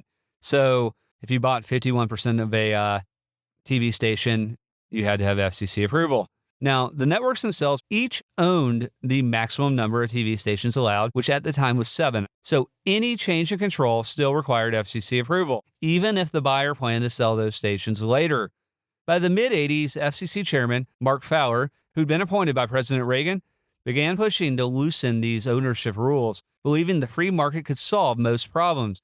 So he proposed scrapping most of the existing limits in terms of how many TV and radio stations a network could own. Now, his intent wasn't necessarily to hurt the networks, but in the end, it helped put them in play. Suddenly, bigger companies, conglomerates, and corporate raiders started circling their wagons around Fifth Avenue in Midtown. Soon, Wall Street took notice and started buying up network stocks, betting that major change was a-comin'. What was that Bob Dylan song again? The times they are changing. Talk about unintended consequences, right? You never know when legislation's going to tip the balance or wake someone else up that an opportunity is there. Then, on March 5th, 1985, FCC Chairman Fowler testified that the FCC was considering a rule change that would make it easier for someone to buy a network. Under his plan, a buyer could place their newly acquired shares in a trust while attempting to take control. And during that time, the FCC would look the other way. They wouldn't intervene to stop the takeover. If a buyer succeeded, they'd still have to file the usual application with the FCC to transfer ownership and secure the network's broadcast licenses. In Porter Bibb's Ted Turner biography, Howard F. Roycroft, an FCC specialist at Hogan and Hartson, said, quote, "This new proposal is very significant. There is no doubt it would facilitate a network takeover," end quote. And it wasn't just significant, it was moving really fast. So Ted got moving. He started with ABC. At the time, ABC was still run by Leonard Goldenson, a broadcasting legend who'd led the network for decades, but he was now over 70 years old and didn't have a clear successor in place. ABC had the youngest audience of the three networks at the time and was in better financial shape. But when an ABC executive was caught stealing financial documents likely to share with an outsider, Goldenson feared a takeover was coming. With ABC's assets valued at $3.8 billion and 74% of its stock held by institutions, the possibility of a hostile takeover was very real. Now, ABC was Ted's number one target, but what Ted didn't know was that Leonard Goldenson had been negotiating in secret for weeks with both IBM and Capital Cities Broadcasting. Still, Ted was determined. That is, until his investment banker at Lehman Sherson told him, quote, "The arithmetic's simply not there, Ted. You don't go after $1 billion company like ABC with $50 million in cash," end quote. In the end, with no natural successor and wanting to protect ABC, both the company and the brand, Leonard Goldenson struck a deal on March 13, 1985, just 1 week after FCC Chairman Mark Fowler testified about loosening the rules, selling the company to Capital City Broadcasting, an ABC affiliate group led by very respected executives Tom Murphy and Dan Burke. They are legends in the broadcasting and in the investment game. Their return on capital is insane. I think they were both highlighted in Will Thorndike's book, The Outsiders. In Call Me Ted, Ted described how the ABC Capital Cities deal, quote, marked the first time that ownership of a major broadcast network had changed hands. Capital Cities was a much smaller company than ABC, and unlike the deals I was contemplating, this merger was friendly. Several important ABC affiliates were owned by Capital Cities, and the companies were longtime partners. Also, rather than having to resort to any exotic financing, aka like junk bonds, Capital Cities management secured $500 million of the cash they needed to complete the deal from investor Warren Buffett, end quote. Now, in the investment world, Burke and Murphy were known to be legendary capital allocators. And with $500 million in funding from Warren Buffett's Berkshire Hathaway, the $3.5 billion deal was sealed, making it the largest non-oil merger in American history to date. The New York Times called the $3.5 billion sale of ABC to a, quote, little-known media company one of the biggest business stories of the decade, end quote. And with ABC officially off the chessboard, and RCA, which owned NBC, way too big for Ted to take over, Ted's focus shifted to CBS. Now, Ted's longtime plan had been to sell TBS to one of the major networks, which would then make him their largest shareholder, and then he'd try to convince the board to let him take control, because, he knows programming. And that makes sense to someone not in that boardroom yet. And from everything I've read, my impression is pretty much that everyone knew that that was Ted's plan all along. But by 1985, Ted's kind of Trojan horse approach wasn't going to cut it with CBS. He'd already tried it back in 1981 when he started offering advice to Tom Wyman about cutting employees and how he would run the network. And Wyman kind of dismissed it, being like, this Southerner is crazy. And they turned him down. So when ABC agreed to sell to Cap Cities in March of 1985, Ted decided it was time to stop waiting for something to happen and start making something happen. That's the only way, guys. Get busy living or get busy dying, right? Just days later, on April 1st, 1985, the FCC officially raised the cap that networks could own from 7 stations to 12 TV or radio outlets. This rule cleared the way for Capital Cities to officially close their deal with ABC. This was it. ABC, an American institution since the late 1940s, was now under new ownership. The dam had burst, and for the next 2 years, takeover mania would sweep through the networks, changing broadcasting forever. The familial style of the 60s and 70s that we talked about earlier this episode, that would be gone from the networks. The easy days were over. Once merger mania began, There was a lot of discomfort and hostility inside the networks. These networks had done things their way for decades, and they knew, or would soon know, that new owners rarely buy companies and just keep them the way they were. You know, you buy something, you want to change it, right? Especially when they're using debt to finance a deal. Now, I want to imagine, like, if you were to buy a house, would you keep the house that way? Or would you renovate it? Would you get rid of the old decorations from the old owners? Or would you design it the way you want it? Well, if you were to buy a network, would you just keep it the way it was? Or would you say, hey, maybe we do have too many employees. Maybe the content is a little stale. Heck, you know, Warren Buffett's known for buying and holding and buying businesses with amazing cash flow and letting the owners and operators continue to operate things their way. But he's a major investor with the ABC Cap Cities deal. He didn't want things to stay the same. No, he saw an opportunity, right? So when I say changes were inevitable, I don't mean just in a company culture kind of way. I'm talking about cutting excess, reducing bureaucracy, removing layer upon layer of management, and slashing budgets. Stuff that under the original ownership rarely, if ever, happened. But they were in a brave new world, a world of deregulation, a world with new FCC regulations, a world where the economy was booming. They were living in Milton Friedman's world now, Ronald Reagan's world, Michael Milken's world, Ted Turner's world. Now, it's worth pointing out that a lot of folks were really shaken up by this. Roone Arledge was really shaken up by the Cap Cities ABC deal because it was new. You know, people don't like change. Remember, Roone's the guy who helped reinvent both sports and news broadcasting. And generally speaking, he's one of the most respected TV executives ever. He brought storytelling to sports, damn it. After the takeover, Roone was very discouraged. His thinking was, who are these invaders to judge us? Which I get. And honestly, coming from Roone, it makes a lot of sense. He's an innovator. He earned his place in Cooperstown. But he told Ken Auletta, quote, my biggest worry, even though there are highly intelligent individuals involved, is that at this point in time, I don't see anyone with a dream or vision or concept of what television ought to be. There's a general awareness of how costs must be cut, styles change. All three networks undoubtedly had to cut back. A rational person would say it was necessary. What troubles me is that once that's done, the people at all three networks don't have a vision of what the networks should be, end quote. Now, Roone is a visionary, and he's basically saying, yeah, they're going to make a lot of cuts, save a lot of money, efficiencies, blah, blah, blah. But what about the creative? And Roone's one of those guys who's both the business and the creative, kind of an outlier these days. It wasn't just that the new owners lacked a vision that bothered him, but their total obsession with shareholder value and the absence of any focus on the public good.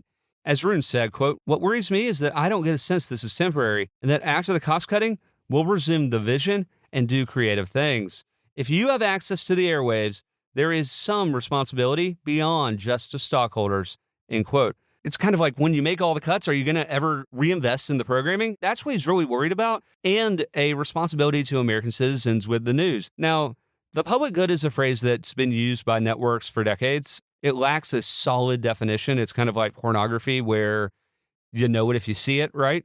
I don't know. The more I researched the mid-1980s network takeovers, the more I realized that the public good was often used as a crutch. Like, oh, well, what will Americans do without their news? And it's like, well, I mean, they're getting it on CNN for 24 hours and they're getting 22 minutes of your news. But, you know, the guys at the news stations at NBC, ABC, and CBS would say stuff along the lines of the new owners or prospective owners don't understand news, or we have to spend hundreds of millions of dollars on news, even though CNN does it for a third of the cost for 24 hours a day because it's in the public good. Roone believed that being on the public airwaves came with a lot of responsibility, and it did. You know, it was a special privilege. There's only 3 of them, right? It's an honor. But under Cap Cities ownership, he said, quote, no one sits around talking programs. It's all CPMs and multiples, end quote. And like, granted, a lot of that stuff needed to be talked about because the networks had so few controls over themselves, so little competition, that suddenly network leaders like Roone Arledge started wondering for the first time, really, would their new owners still invest heavily in news? And more selfishly, would they keep their perks? You know, their limos, mahogany panel, penthouse, dining rooms, the lifestyle of being a network titan. That's part of the reason you climb that ladder, right? You see, the cultural gap between the network's longtime leaders and the new guard, you know, the Cap Cities or the General Electrics with Jack Welch, which is a totally new guard as well. You know, Jack Welch coming in like a bull in a china shop. This cultural gap was massive. In many ways, it was kind of like the shift from print magazines to digital, but with way bigger budgets, bigger egos, and a lot more resentment. This wasn't the internet disrupting things, but more of a slow decline, which was enabled by a new business philosophy and economic climate, driven from the rise of cable, cost-cutting, and corporate raiders spotting problems the old guard never once viewed as problems. That's the problem, right? They never saw these things as bad. They just said, oh, we'll make another one. Oh, we'll go buy another one. Oh, go find that person. We'll hire 2 more of them. Everyone knew the networks weren't as dominant as they used to be, but Rune Arledge still believed, quote, the networks are always going to be a major player, end quote, which they were, and they are, because they can still deliver big audiences, which are the audiences the biggest advertisers wanted, even if their reach dropped from 92% to 75% or even 55%. That was higher than all the cable channels on their own. I mean, there's a reason why networks still exist today, right? And there's a reason why the Final Four isn't on TBS or TNT. No, it's on CBS, right?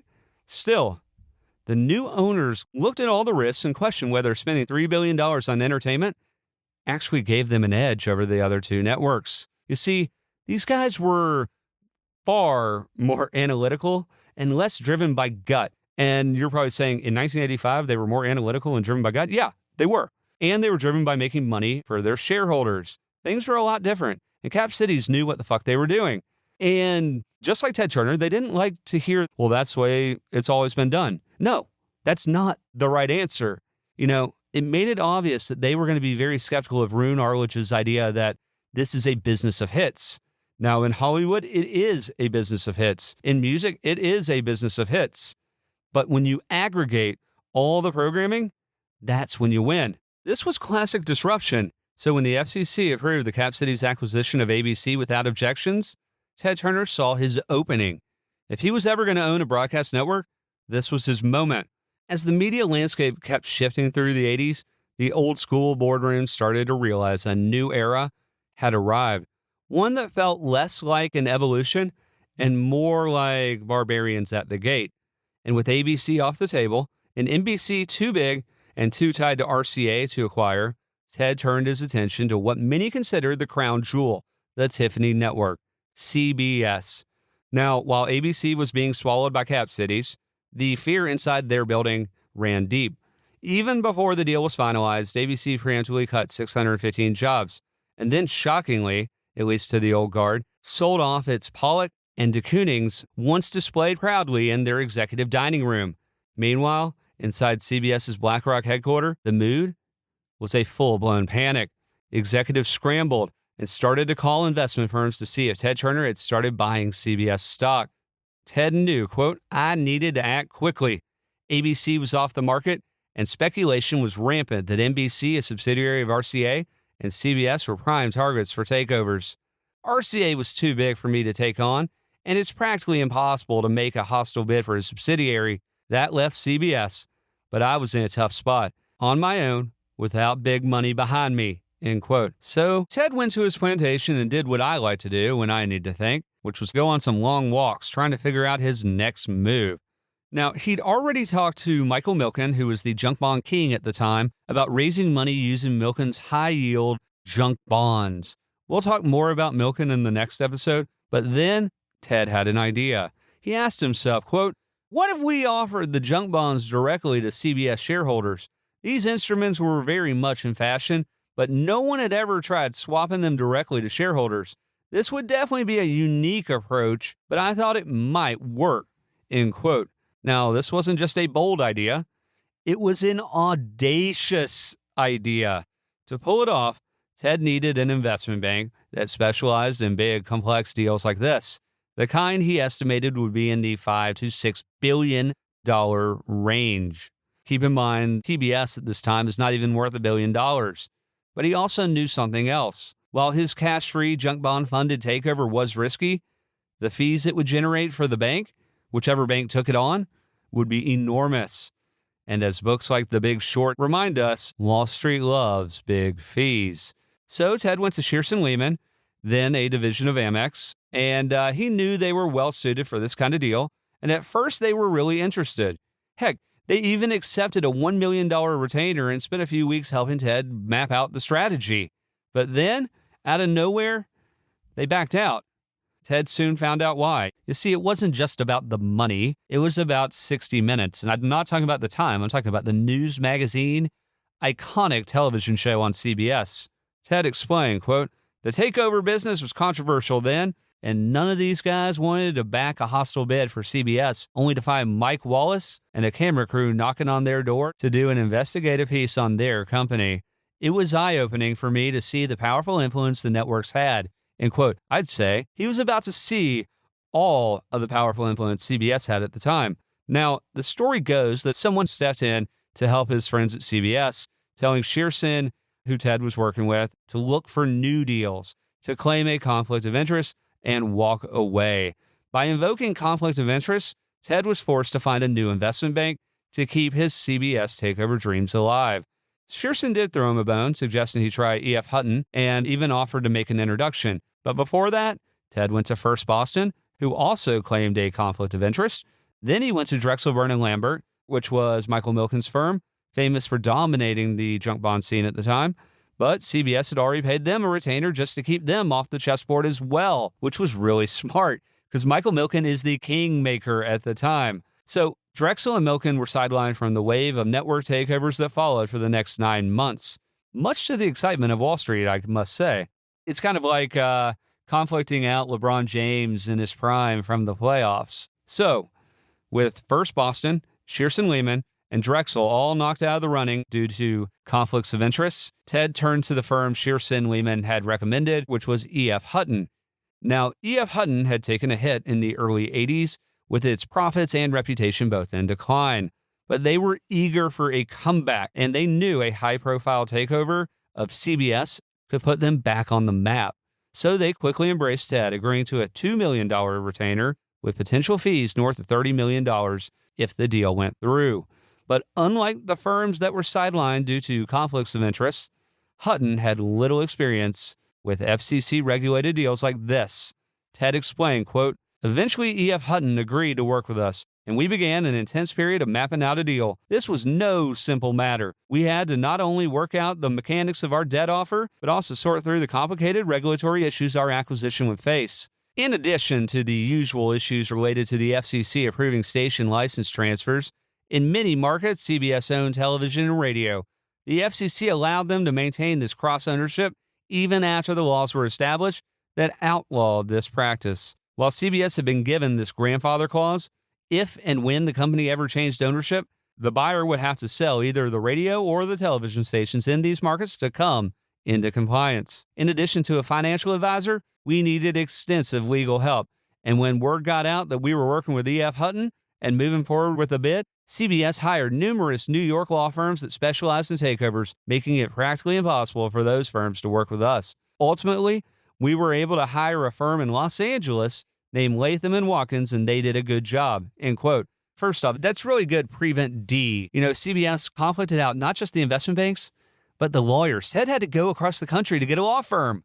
That's wild, but none of that matters if Ted couldn't move fast. He needed to move fast. How fast, you might ask? Fast enough that CBS wouldn't have time to think, let alone set up an effective defense to Ted's junk bond strategy. Now, before all this, Ted had tried the friendlier route. Got to remind you that. He'd offered to merge CNN with the networks or sell them 49% while he kept editorial control, but they weren't interested.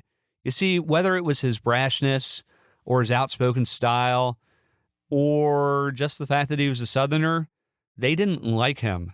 A lot of people thought he was crazy. I'm not going to deny that. The networks considered CNN and TBS beneath them. And if you've been listening, none of that is a surprise, right? But by 1985, all of his friendly offers had failed, and after the shock of ABC's deal with Capital Cities, Ted decided to change his course. Gone were all the friendly moves. No more handshakes, no more waiting. it was time to go hostile.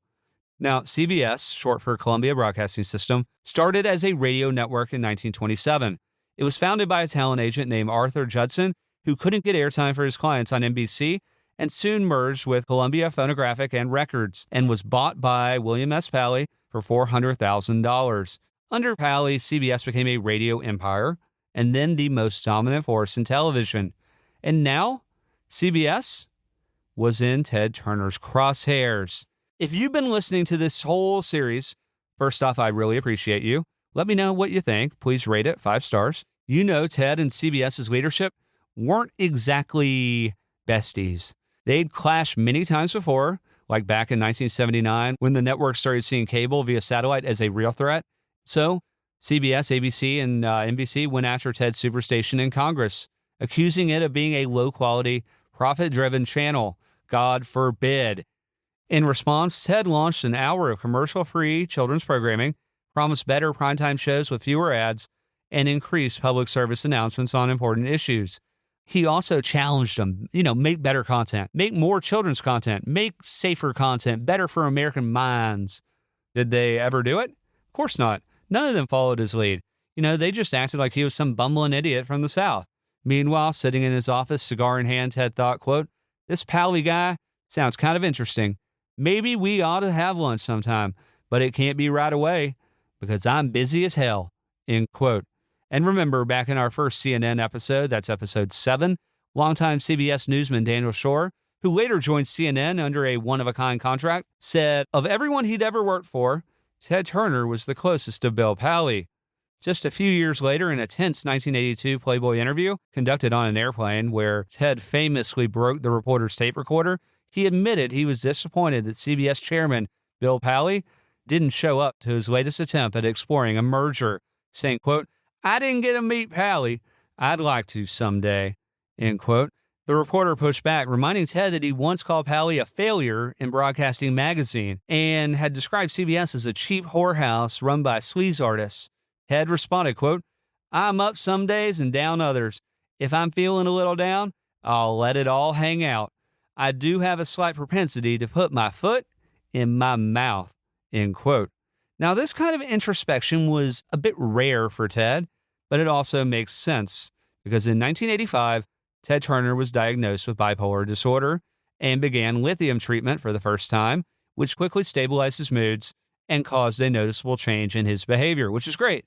But it also begs the question, why was Ted so eager to meet Bill Paley, a man whose programming he criticized in public all the time, whose company he called a cheap whorehouse? Why did he want to own CBS?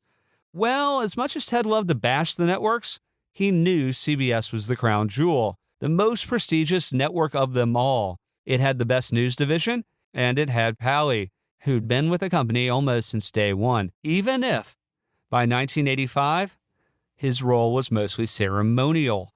Now, I may have made it sound like the networks are totally screwed, but in the short term, they weren't. Even in 1985, CBS was still a giant. It reached 75 million viewers a day and pulled in $5 billion in revenue. For 5 straight years, CBS had the top-rated evening news program and had led primetime ratings for 25 of the last 30 years. That's dominance. That's winning. The letter CBS stood for quality and carried a legacy that included icons like Edward R. Murrow, Lucille Ball, Walter Cronkite, and, of course, its founder, William Paley. Beyond the network, CBS owned radio stations, local TV stations, a cable sports service, and even ventured into video rentals and tech partnerships with IBM and Sears, 2 American institutions in the 80s. CBS was also the world's leading record producer and publisher of books and magazines. CBS is where Springsteen and Dylan and Billy Joel all made records. They were dominant. By 1980, CBS's chairman was Tom Wyman, previously a VP at Polaroid and the number 2 at Pillsbury. How he ended up running a broadcasting company is a story for another day, but he even admitted to Ken Auletta, quote, "I haven't had any broadcast experience or publishing or toy business experience, and I don't know much about music," end quote. Well, shit, if these guys are running media companies and you need taste and curatorial experience and understanding of programming, but also business savvy, woof. This begins the trend, really, of, I hate to say it, bean counters who've never worked on programming, never done creative. Oh, but you have an MBA. You can run the company. And this is where the soul kind of little by little gets taken out of a lot of these media companies because they don't love the programming. The ones who started the media companies, who love programming, who love storytelling, those are the ones that win. It should be obvious. There's a reason Ted Sarandos' programming at Netflix has won versus other companies where the people have never done a creative thing in their lives. This matters. In his first 5 years as chairman, many felt Wyman lacked a clear understanding of CBS's core businesses, broadcasting, publishing, and music, with his loudest critic being the founder himself, Bill Pally, who Wyman and the board eventually removed as chairman in 1983. So there's drama in the board as the barbarians are getting ready to storm the gates. And while $5 billion in revenue sounds impressive, by the mid-1980s, it was clear that CBS was in trouble. After 6 years as the number one network, they were being overtaken by a surging NBC, thanks to hit shows like The Cosby Show and Cheers, which were dominating Thursday nights. ABC had Who's the Boss. Meanwhile, CBS was losing its reputation for high-quality programming, and NBC was filling that gap with shows like the critically acclaimed St. Elsewhere. Even CBS's Dallas, which everyone knows, one of the most popular shows ever, it was still second in the ratings. But it was fading fast because it was in its sixth season. It wasn't fresh. Those things get repetitive. CBS was beginning to feel outdated, and they struggled to attract the same kind of bold, creatively innovative talent it once had. I'm talking about people like show-running legend Norman Lear. And while CBS had hit shows like Murder, She Wrote, Dallas, and Newhart, those shows weren't pulling in younger viewers, which was the audience that advertisers wanted most, a likely byproduct of the rise of cable and the new image-conscious boomer generation Yuppies. Remember, this is the era of the big chill, bright lights, big city. So it's no surprise that Angela Lansbury wasn't pulling in the 18 to 34 demo. And CBS's problems weren't limited to its primetime lineup. Their 5 owned and operated TV stations were underperforming with profit margins of 40%, which were lower than Cap Cities, ABC's, and NBC's. At the same time, Wyman's push to diversify CBS's portfolio hadn't paid off. He'd overspent, spending $362.5 million for Ziff Davis, publishing 12 magazines, and after 5 years, most of his moves were seen as failures. Wall Street analysts started calling CBS a mature business, which is not a good thing. Not in this new world where you're looking forward and not backward. The media world had changed. Now, CBS was competing with cable networks that didn't even exist 5, 10 years ago. Viewers suddenly had dozens of channels to choose from, and CBS was bleeding audience. To Wall Street, the idea that CBS's early 80s leadership could stop the bleeding or even pull the network out of its quicksand was as unthinkable as Ted Turner owning CBS was inside of BlackRock. By the end of 1984, CBS had a staggering 26,041 employees, with more than 8,000 in the broadcast group alone. 8,000. Most cable channels, for comparison, ran lean. For example, ESPN at the same time had around 450 employees, which is wild because they were producing 24 hours of programming a day. CBS's massive workforce had become a burden, a noose around their neck, and it was dragging down the once mighty Tiffany network. Think about trying to make a big, bold, strategic move or just move in one direction with that many employees at a network. Heck, 8,000 people in the broadcast group, that's not easy to do. Definitely not compared to 450 at a cable station, right? Then in March 1985, the same month as the Cap Cities deal for ABC, takeover rumors started swirling at CBS. Investors and speculators started pushing up CBS's stock from $72 in February up to $100 by mid-March. Now, what no one knew at the time was that the investor bidding up CBS's stock was none other than Ivan Boesky, corporate raider, the real-life inspiration for Wall Street's Gordon Gekko. Greed is good. Lunch is for wimps. Greed, for lack of a better word, is good. Greed is right. Greed works. Lunch? Oh, you gotta be kidding. Lunch is for wimps. Okay, Billy, I'll talk at you.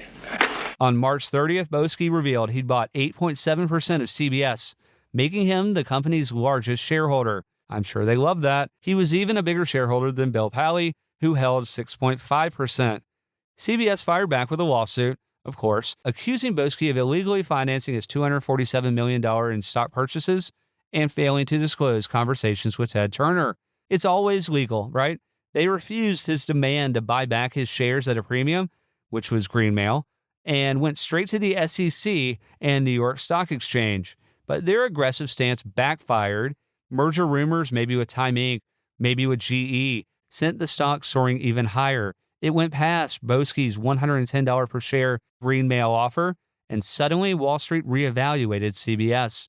Analysts valued their radio and TV stations alone, not the network, at $2.7 billion. Boesky said buying CBS stock was, quote, like buying a dollar for 50 cents, end quote. Meanwhile, rumors spread that Bill Paley might try to lead a group to take CBS private if things turned hostile. And he's like in his 80s, so that's quite the rumor. As a result of all this chaos at BlackRock, CBS was left vulnerable for the first time in its entire history. Now, what Ted Turner, Hutton, and then his investment banker there, Dan Good, were plotting hadn't been done before, at least not to an American institution like CBS. The idea was simple, but radical. They were going to break up CBS, sell off all the underperforming parts, and keep the valuable ones. Very simple, right? Seems reasonable now. But back then, this was wild and crazy, especially since CBS chief Tom Wyman had spent most of his 5-year tenure trying to diversify the company, not dismantle it. But the thinking was this: CBS's parts might be worth more than the whole, just like ABC. And Ted didn't care about owning a record label or a publishing house. He just wanted his network. Still, most Wall Street analysts and CBS execs agreed on one thing. Yes, CBS shares were undervalued, but to them, the market just hadn't priced in a potential takeover. Inside BlackRock, they didn't think that mattered. They thought they were takeover-proof, untouchable. They were CBS, damn it, an American institution since 1927. How could these barbarians possibly reach their gate at BlackRock? Now, unlike the bankers at Shearson, Hutton's Dan Good wasn't worried about Turner Broadcasting's weak balance sheet, but the question remained: how would a minnow like Turner Broadcasting, with maximum borrowing power of maybe $400 million, swallow a whale like CBS, which Good estimated might cost as much as $4 to $5 billion? Simple. By letting CBS's own shareholders finance the acquisition. I told you it was audacious. Now, in 1985, multi-billion-dollar leverage buyouts were still rare, but they were starting to heat up. Good and Hutton believed Ted could pull it off by selling CBS's radio and TV stations, along with its record label and magazine divisions. And amidst the rubble would be Ted's prize, the CBS network. With a little luck, Good said Ted might even turn a profit on the deal, which would mean he was basically getting the deal for free. The brilliance of their plan was its simplicity. He pitched a two-step deal. First, they'd make a no-cash offer. Yes, no cash. Insane, right? Where they'd swap notes, bonds, and TBS stock for CBS stock. Ted, of course, loved this idea and gave it the go-ahead. Rock and roll. But soon Ted and Good realized they'd need more than just junk bonds or stock. They'd need credibility. The kind of credibility you can't buy. Remember, Capital Cities pulled off their ABC takeover once they brought in Warren Buffett, which gave them instant credibility. But in 1985, Ted Turner trying to buy CBS with a no-cash offer, basically swapping notes, stock for stock, was crazy. I mean, it was audacious. I'm going to say that a lot. He needed someone with serious clout to make his bid seem more real, more legitimate. So he started meeting with possible partners. One was financier William Simon, a former Treasury Secretary who just failed in a $1 billion bid to buy Multimedia, a regional broadcast group. Another option was MCI, William McGowan's long-distance phone company, but neither was willing to commit more than $50 million, barely a dent compared to $500 million that Warren Buffett's Berkshire Hathaway gave. Then there was someone unexpected, and he wasn't an investor nor a financier. In fact, He wasn't a Wall Street figure at all. I'm talking about North Carolina Senator Jesse Helms, an ultra-conservative, and despite being Ted's political opposite, Ted thought working with him might help him gain control of CBS. Ted described it, quote, "Around this time, a nonprofit organization called Fairness in Media announced its intention to try an unfriendly acquisition of CBS. The group included North Carolina Senator Jesse Helms, and they said they were frustrated with what they felt was a liberal bias at CBS News. They encouraged all their members, as well as all other conservatives around the country, to purchase CBS stock with the goal of building a large enough ownership stake to dictate policy. I had met Senator Helms before, and he was happy to see me again to explore the possibility of working together." End quote. Now, I'm not saying that they were right or wrong because we're very apolitical on this show, but to me, it sounds like Jesse Helms and Fairness in Media wanted a time machine to like the 1800s. In a 1984 letter sent to over 1 million Americans, Senator Helms wrote, quote, "Fairness in Media is launching a nationwide campaign, very much like a presidential campaign, to end the liberal bias at CBS by urging conservatives to purchase enough CBS stock, if necessary, to control the network. Fairness in Media is counting on you to become Dan Rather's boss by switching a portion of your investments to CBS stock." End quote. And it's wild that a sitting United States senator is doing this, you know? Helms wanted to take control of CBS News, which he believed was very biased against conservatives. And history certainly has a tendency to rhyme, as I said in the first episode, doesn't it? Ted, on the other hand, had no intention to do any of this kind of stuff. He had a totally different vision. He saw programming synergies between CBS, TBS, and CNN, and wanted to reshape the entire network. Now, when I read about all these talks between Fairness in Media, Jesse Helms, and Ted Turner, it sounds like a disaster waiting to happen. Yes, they're both Southerners, and that's where the similarities end. But, you know, when you're going against CBS, they can like put you in a bucket together, and then the media all cascades on it, and they pile on and they say, "Oh, no, Ted is not liberal. He's a super conservative," when in fact he was super liberal. And that's a PR strategy, you know. How do you dispute it other than going on your own CNN and then it looks like propaganda? You see, Ted was a media visionary. He had a real strategy, and Helms was serious about his politics. Ted jabs at the networks were part of his branding, part showmanship, whereas Helms actually wanted a revolution inside CBS News. Ted explained, quote, "At CNN, we were trying to air the news in an unbiased fashion and develop a good reputation with people on both sides.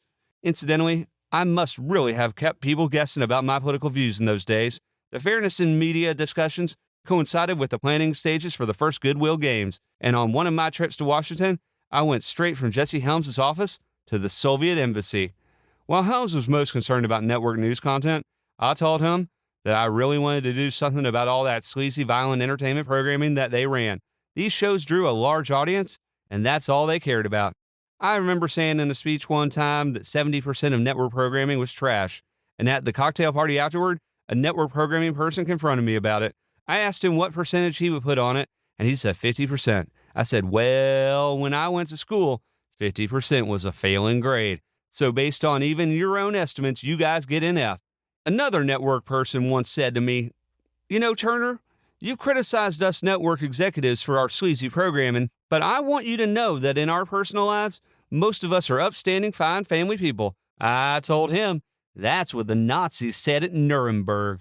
I explained to Helms that it would be impractical to walk in and cancel all these shows of questionable taste. Instead, my idea was to keep the shows, but change their tone. End quote. Now, Ted continued giving specific examples of how he'd changed the tone of shows like The Dukes of Hazzard. I mean, how can you really change the tone of The Dukes of Hazzard, right? Which was one of CBS's biggest hits at the time. He believed TV was a powerful medium and that broadcasters had a responsibility to show positive role models, not just crime and violence. He added, quote, I think Senator Helms liked what I had to say, but after a couple of meetings, I decided a partnership with him wouldn't work. Friends of mine in Washington, including Senator Tim Wirth, cautioned me against becoming too closely aligned with someone as controversial and polarizing as Helms, especially given my involvement with CNN. CBS eventually sued Fairness in Media, claiming that their activities in pursuit of CBS were in violation of laws restricting the political and business activities of nonprofit organizations. While I didn't follow through with Helms, our discussions only heightened my interest in CBS, and I concentrated on figuring out a way to pursue the network on my own, end quote. So, by April 1985, Ted now officially on his own. Helms is out of the picture. Now, CBS is going to try to keep them together, at least in the public opinion. But Ted is on his own, and he tells the Atlanta Constitution, quote, "It's no secret that I've wanted to acquire or be acquired by a network. It goes back a number of years.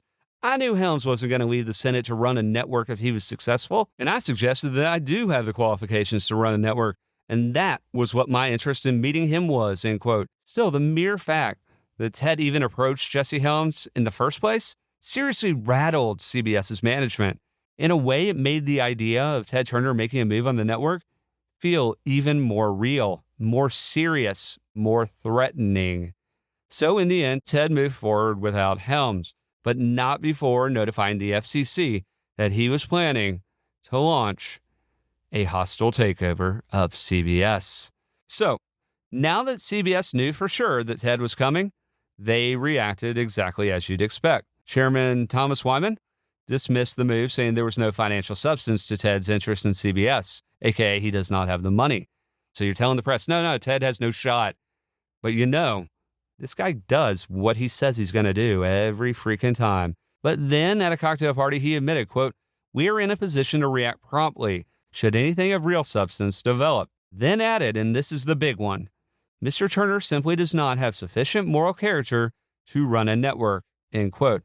I'm going to say that again. Mr. Turner does not have sufficient moral character to run a network. Whoa. Now, can you imagine someone today, a high-profile media executive or tech executive, saying, oh, they're qualified, but they don't have the moral character to run the company? The message from BlackRock was loud and clear. Ted didn't have the moral character to own CBS. So says the men in the high castle. This part pisses me off so much, like the moral character. How can you, he was beneath them. But the bankers in the room weren't so sure. They thought Tom Wyman had Ted all wrong. And what have I kept saying throughout this series? Overestimate Ted Turner at your own peril. Richard McDonald, a media analyst at First Boston, said, quote, "Labels like Turbulent Ted and Captain Outrageous just don't apply, at least not anymore. No one sees the substance. He's a damn good businessman. The man knows how to make money," end quote. And when Ted heard Tom Wyman's comments, it turns out that he lit a cigar, grinned, and said, quote, "Well, we'll just see who's the last one out of the pool," end quote. Even Daniel Shore, former CBS newsman and Ted's CNN star reporter, sent a letter to his old CBS colleague Dan Rather, which said, quote, "Dear Dan, don't worry about Jesse Helms. I'm your new boss," end quote. I love it. It's very Scott Hall walking out of the crowd into a Ted Turner-owned WCW ring in 1996 and telling the Georgia crowd, "You want a war? You're going to get one." Meanwhile, CBS and its team of investment bankers were starting to take Ted a lot more seriously. And for good reason. I mean, up to this point, everything Ted had promised to do, he delivered on. Now, around this time, the Tisch brothers, Larry and Bob Tisch, who owned Lowe's Theaters, also started eyeing CBS for themselves. In March 85, they even floated the idea to CBS's bankers, saying, quote, "If you're looking for a white knight, consider us a potential," end quote. The message was passed to Wyman and the CBS board, who basically said, thanks, but no thanks. CBS believed they could stay independent without Tisch or any other white knight. But that doesn't mean they weren't quietly exploring options to fend off a hostile takeover. That same month, Wyman even drove up to Fairfield, Connecticut for dinner with General Electric's chairman and CEO, Jack Welch, who later said we had a very real meeting. From there, Welch, the brilliant executive that he was, told his team to study this thing sideways and upside down. Now, all of this makes me wonder, did this whole CBS Ted Turner takeover drama plant the seed for Welch's eventual purchase of NBC later that year? Perhaps. An ABC News Brief brought to you by the fun ships of Carnival Cruise Lines. Now from Washington, Britt Hume. Good evening. Officials at the Federal Communications Commission report Ted Turner, owner of Turner Broadcasting and the cable news network, will announce plans tomorrow to take over CBS. In New York tonight, Turner would not exactly confirm the story, but when asked by ABC News whether he was confident he could pull off the deal, he said, I'm not confident, but I'm doing what I'm doing.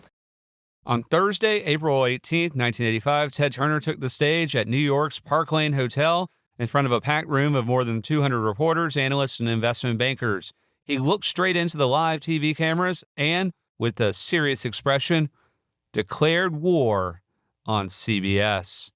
We have decided to attempt to have the shareholders of CBS decide for themselves whether they would like to have Turner Broadcasting acquire control of CBS. Now, this was easily one of, if not the least emotional public speeches he'd ever given. His 2-minute remarks were clearly written by lawyers, and when he finished, he told the crowd, For 30 or 60 days, you won't be hearing from me again, as difficult as that'll be. But his investment banker, Dan Good, would try to answer any questions. Then, like in a movie or a TV show, the room exploded into chaos. Now, that's a dramatic scene, right? But it's what happened. Honestly, it reminds me a lot of Kendall Roy's press conference at the end of season 2 of Succession. You know, from the big announcement to his mic drop. Instant pandemonium. The mouth of the South, a nickname Ted actually hated, had come north to New York City, their territory, to tell the world he was going to buy an American institution, CBS, by any means necessary. Let's go. In his memoir, Ted broke down his no-cash bid in detail. Quote, our offer valued CBS shares at more than $175. As recently as February, CBS stock had been trading around $75 per share, but after Capital Cities bought ABC at a premium, CBS's price topped $100. In sum, we were offering CBS shareholders the opportunity to sell their CBS stock to Turner Broadcasting in exchange for high-yield bonds.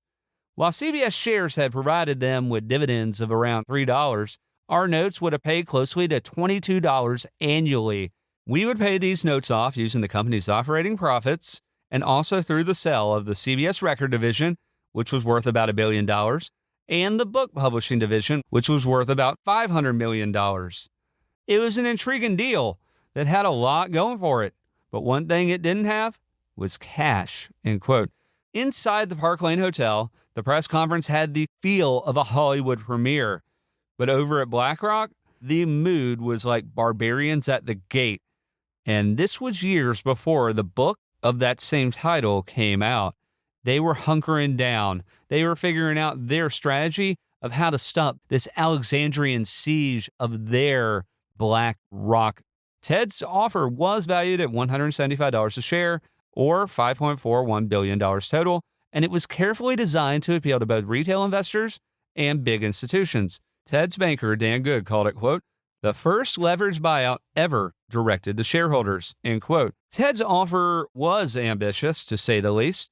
CBS was worth $2.6 billion. Turner Broadcasting was worth just $500 million.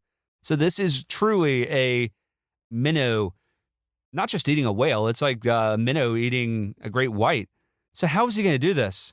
Because it's one thing to just say you're going to do all these things. How's he actually going to pull it off? How do you convince shareholders your offer is better? But it also, it's $22 a share for a dividend versus $3. It's a $100 premium over the February price. That's tough to beat. Sure, you'd be losing the record division with a lot of history. Bob Dylan, Springsteen, Billy Joel, a lot of name artists, and Walter Yentikoff, who's one of the craziest record executives ever. His memoir is called Howlin' at the Moon. You don't write a book called that if you didn't howl at the moon sometimes, huh? What Ted was offering was a complex package of high-yield bonds, which were junk bonds, worth $5.4 billion in exchange for all 31 million CBS common shares. Basically, he was proposing to borrow the money using junk bonds, with their high interest rates, to buy CBS from its own shareholders. Then, to service the massive debt, he'd sell off all the non-broadcast parts of the company, like the radio stations, record labels, magazine publishing, and yes, even the toy division. Now, Once Ted made his move, the reaction came fast, and it was overwhelmingly negative. My own personal opinion of the deal is that it's a flight of fantasy at this point in time to think that you could acquire CBS by handing out a lot of paper with Ted Turner's picture on it. Smith Barney media analyst Edward A. Torino said, quote, "This offer frankly borders on the ludicrous. Turner was, in effect, asking CBS's public shareholders, over 70% of which are institutions with presumably some fiduciary responsibility toward their holdings, to become his creditors. He expects them to swap highly liquid equity in a profitable business to become lenders to an overwhelmingly leveraged company to meet interest and principal on the exchange package he offered," end quote. Investor Mario Gabelli added, quote, "Given this scenario, could Turner's deal possibly succeed? In theory, it shouldn't, if only because there's absolutely no cash flow to support the paper, other than the company's own assets," end quote. But when the Los Angeles Times asked Daniel Shore for his take on Turner's attempt to buy his former employer, he said, quote, "There are 2 points to remember. 1, I'm told by people better informed than I that it's impossible for Turner's bid to succeed.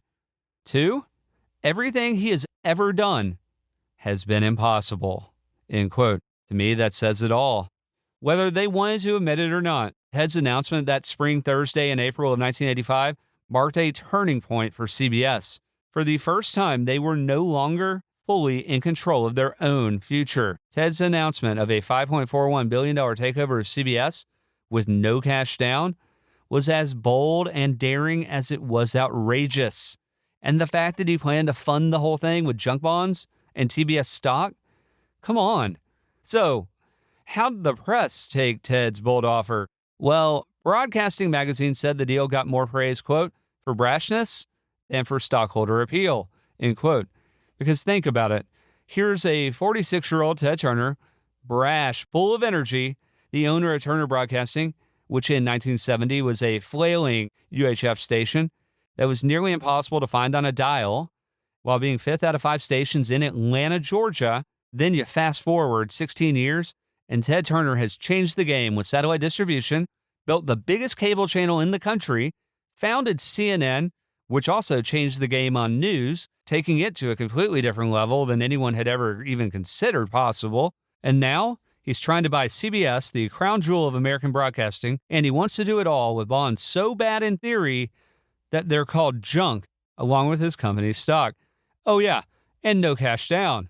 Now, I'm going to let you in on a little production secret. This episode originally had a much deeper dive into the rise of junk bonds, how they rose, how they were created, and the man behind the magic, Michael Milken. But for storytelling reasons, I've moved all that to the next episode, where Milken will play a much bigger role. Trust me, it'll all make sense in the next episode. Anyways, despite how wild Ted's offer sounded, Wall Street analysts refused to totally dismiss it. The sale of CBS's non-broadcast operations would likely raise more than $3 billion. And many believe the cash flow from the remaining network business, the ads from the network, could actually cover the interest payments. Even if Ted wound up paying $7 billion for CBS, his plan still looked like it could work on paper. But since when have we done things by paper or theory on this show? If we did everything according to theory or based on the odds, then Ted wouldn't have gotten on the satellite, let alone owned the Atlanta Braves, or even survived as the 5th place out of 5 stations in Atlanta. And I'm not even counting CNN, which the odds for CNN to even work were probably less than 1%. Inside CBS, their reaction was exactly as you'd expect. It was kind of like, are you serious? No cash? Not only do we not want you to own CBS, but you're trying to buy us with no cash down, with no cash component, buying our own company, and then using junk bonds to finance the deal? Really? Really? But let's be honest, their response wasn't all that sophisticated either. CBS was a media giant in 1985, but they'd never had to fight for their spot on the dial or the American airwaves. Their only real competition had ever been NBC and ABC, and even then it was closer to a sibling rivalry than an actual threat. Just 3 days after Ted's press conference, CBS's board hit back, and they went on the offensive. Chairman Thomas Wyman questioned whether Ted had the moral character to run a major network, and even raised vague concerns about Ted's supposed ties to unnamed ideological groups. He's talking about fairness in media. He warned that if CBS News fell under Turner's control, it would threaten both the network's independence and the integrity of the country. I mean, I feel insulted hearing that. You know, Ted has been running CNN for 5 years, and now he's saying, oh, no, he doesn't have the character to run CBS or own it, and it's going to ruin our country's news, even though Ted's been doing news better than these guys for 5 years. Wyman also called Ted's offer grossly inadequate and financially imprudent, predicting it would bankrupt both CBS and Turner Broadcasting. He also criticized Ted for not warning shareholders about the risks of junk bonds that, you know, are literally called junk and were risky by definition.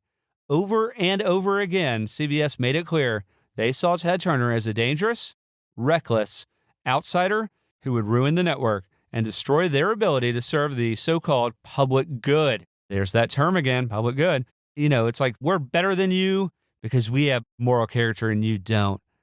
So lame.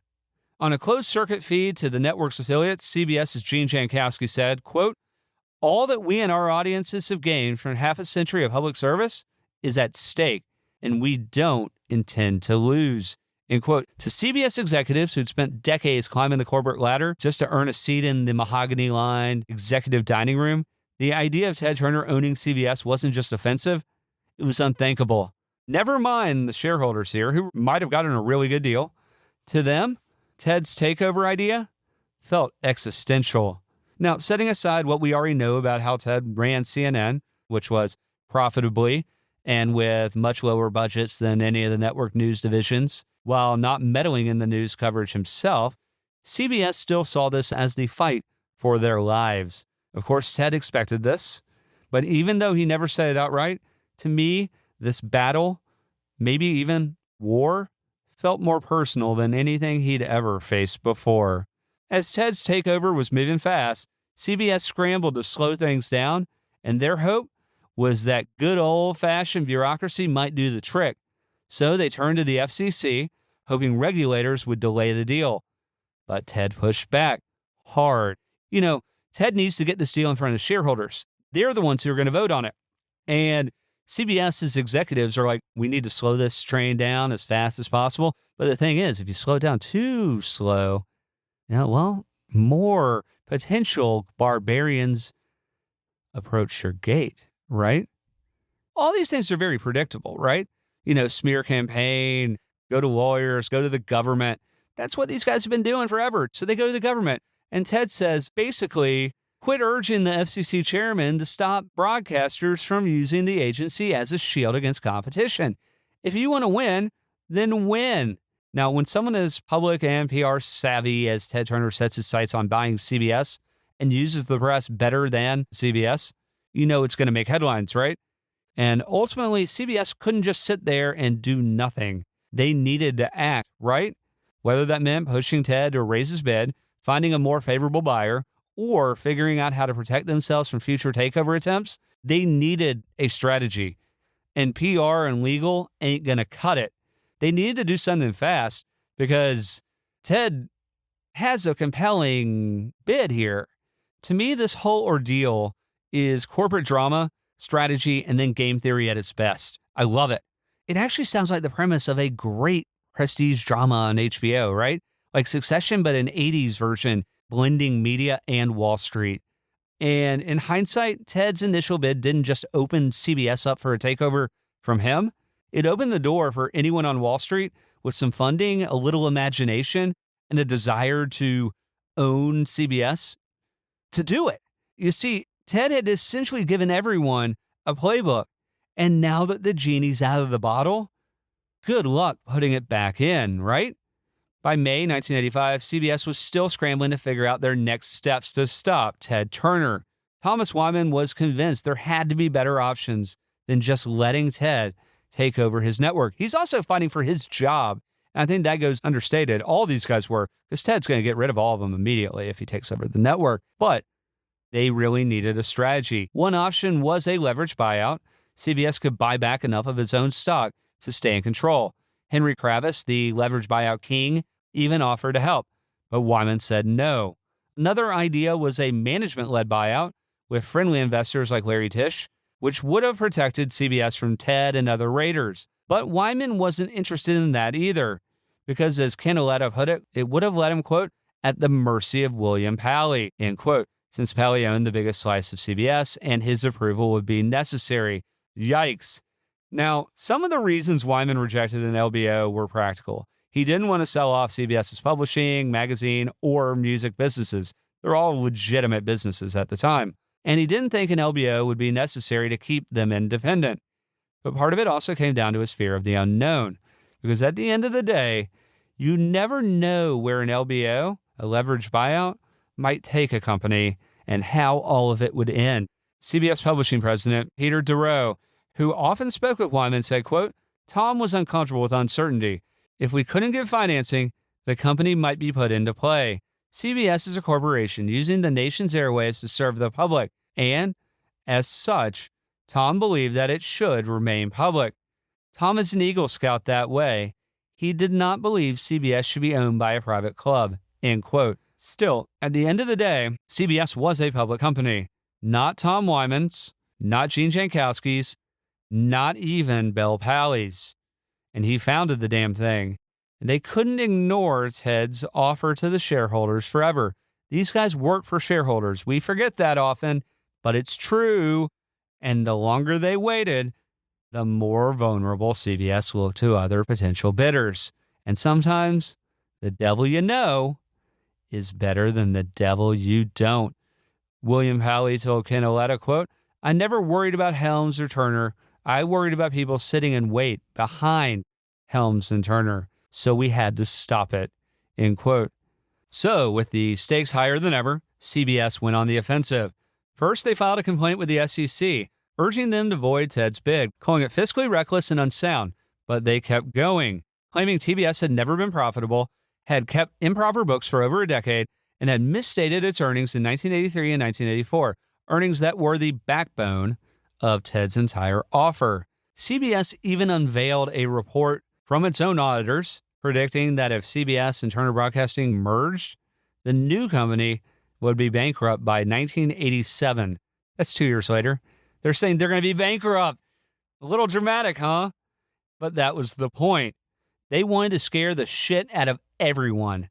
Even more interesting, in the same filing, CBS claimed it had no plans for an extraordinary transaction, such as a merger or reorganization, no plans to take the company private or invite a white knight in a purchase, sale, or transfer of its assets, no plans to make a material change in the present capitalization or dividend policy of the company, and no poison pill through a tender offer or other acquisition, end quote. Basically, CBS was the poison pill. They had no plans to do anything. That's what they told the SEC. That's freaking wild. Ted wants to go make this offer to the shareholders, make them turn it down. Then the executives have no power, right? But CBS says, oh, no, we have no plans to bring in a white knight. We have no plans to do a recapitalization. We have no plans to do a leverage buyout. And we have no plans to implement a poison pill. So what are their plans other than just smearing the guy, which is ridiculous? And that's why when I said that this one got personal, it got personal. One CBS spokesman told the Wall Street Journal, quote, the minute Turner takes over CBS, its value will drop by at least 20%, end quote. Then the Journal added this jab, quote, anyone who buys a media company for ideological reasons must be prepared to pay dearly for that conviction, end quote. I agree, but where do we know that there is an ideological reason in this bid? Because Ted went to Jesse Helms and then said, hey, this guy's kind of a wackadoodle. I'm not doing it. So after attacking Ted's credibility with the SEC and in the press, CBS kept swinging when they filed lawsuits in both New York and federal court, accusing TBS of additional securities violations and a conspiracy to defraud. I told you, legal and PR. When these companies just resort to those tactics, it infuriates me, and it still happens these days. CBS also filed a detailed objection with the FCC, calling Ted's financially irresponsible and questioning his character, adding they opposed any change of control. CBS's legal team told Business Week, quote, we intend to challenge his fitness not just to operate a network, but to be a broadcast licensee at all, end quote. Unbelievable, right? I mean, it's jarring to say this stuff out loud. And Wyman and CBS's tour de force didn't stop there. According to Variety, Wyman personally called the heads of more than 14 banks that CBS did business with, both foreign and domestic, and warned each of them that working with Ted Turner would be a serious conflict of interest and could lead to legal damages. This is scorched earth kind of shit. He even floated the idea of rewriting contracts for some of CBS's biggest stars, like Michael Jackson, so they'd be voided in the event of a takeover or change of control. Guys, these were aggressive moves. Now, they are all legal moves, contractual moves, but they are aggressive moves. And while they may not have been in CBS's best long-term interests, leadership clearly believed they were necessary to block Ted Turner's takeover. Naturally, Ted and his team were caught off guard by just how relentless the legal onslaught was, even more so how personal things got, because CBS's countereffect had become real personal. When you're questioning someone's moral character and fitness with the United States government, the SEC and the FCC, that's scorched earth shit. They were willing to go the distance, but he had shaken up the beehive at CBS's Fifth Avenue headquarters, and now he was in a real fight, which was just the way he liked it. So what happened next? Well, despite all the valid criticism of Tom Wyman's leadership, one thing was clear. Ted had a formidable opponent.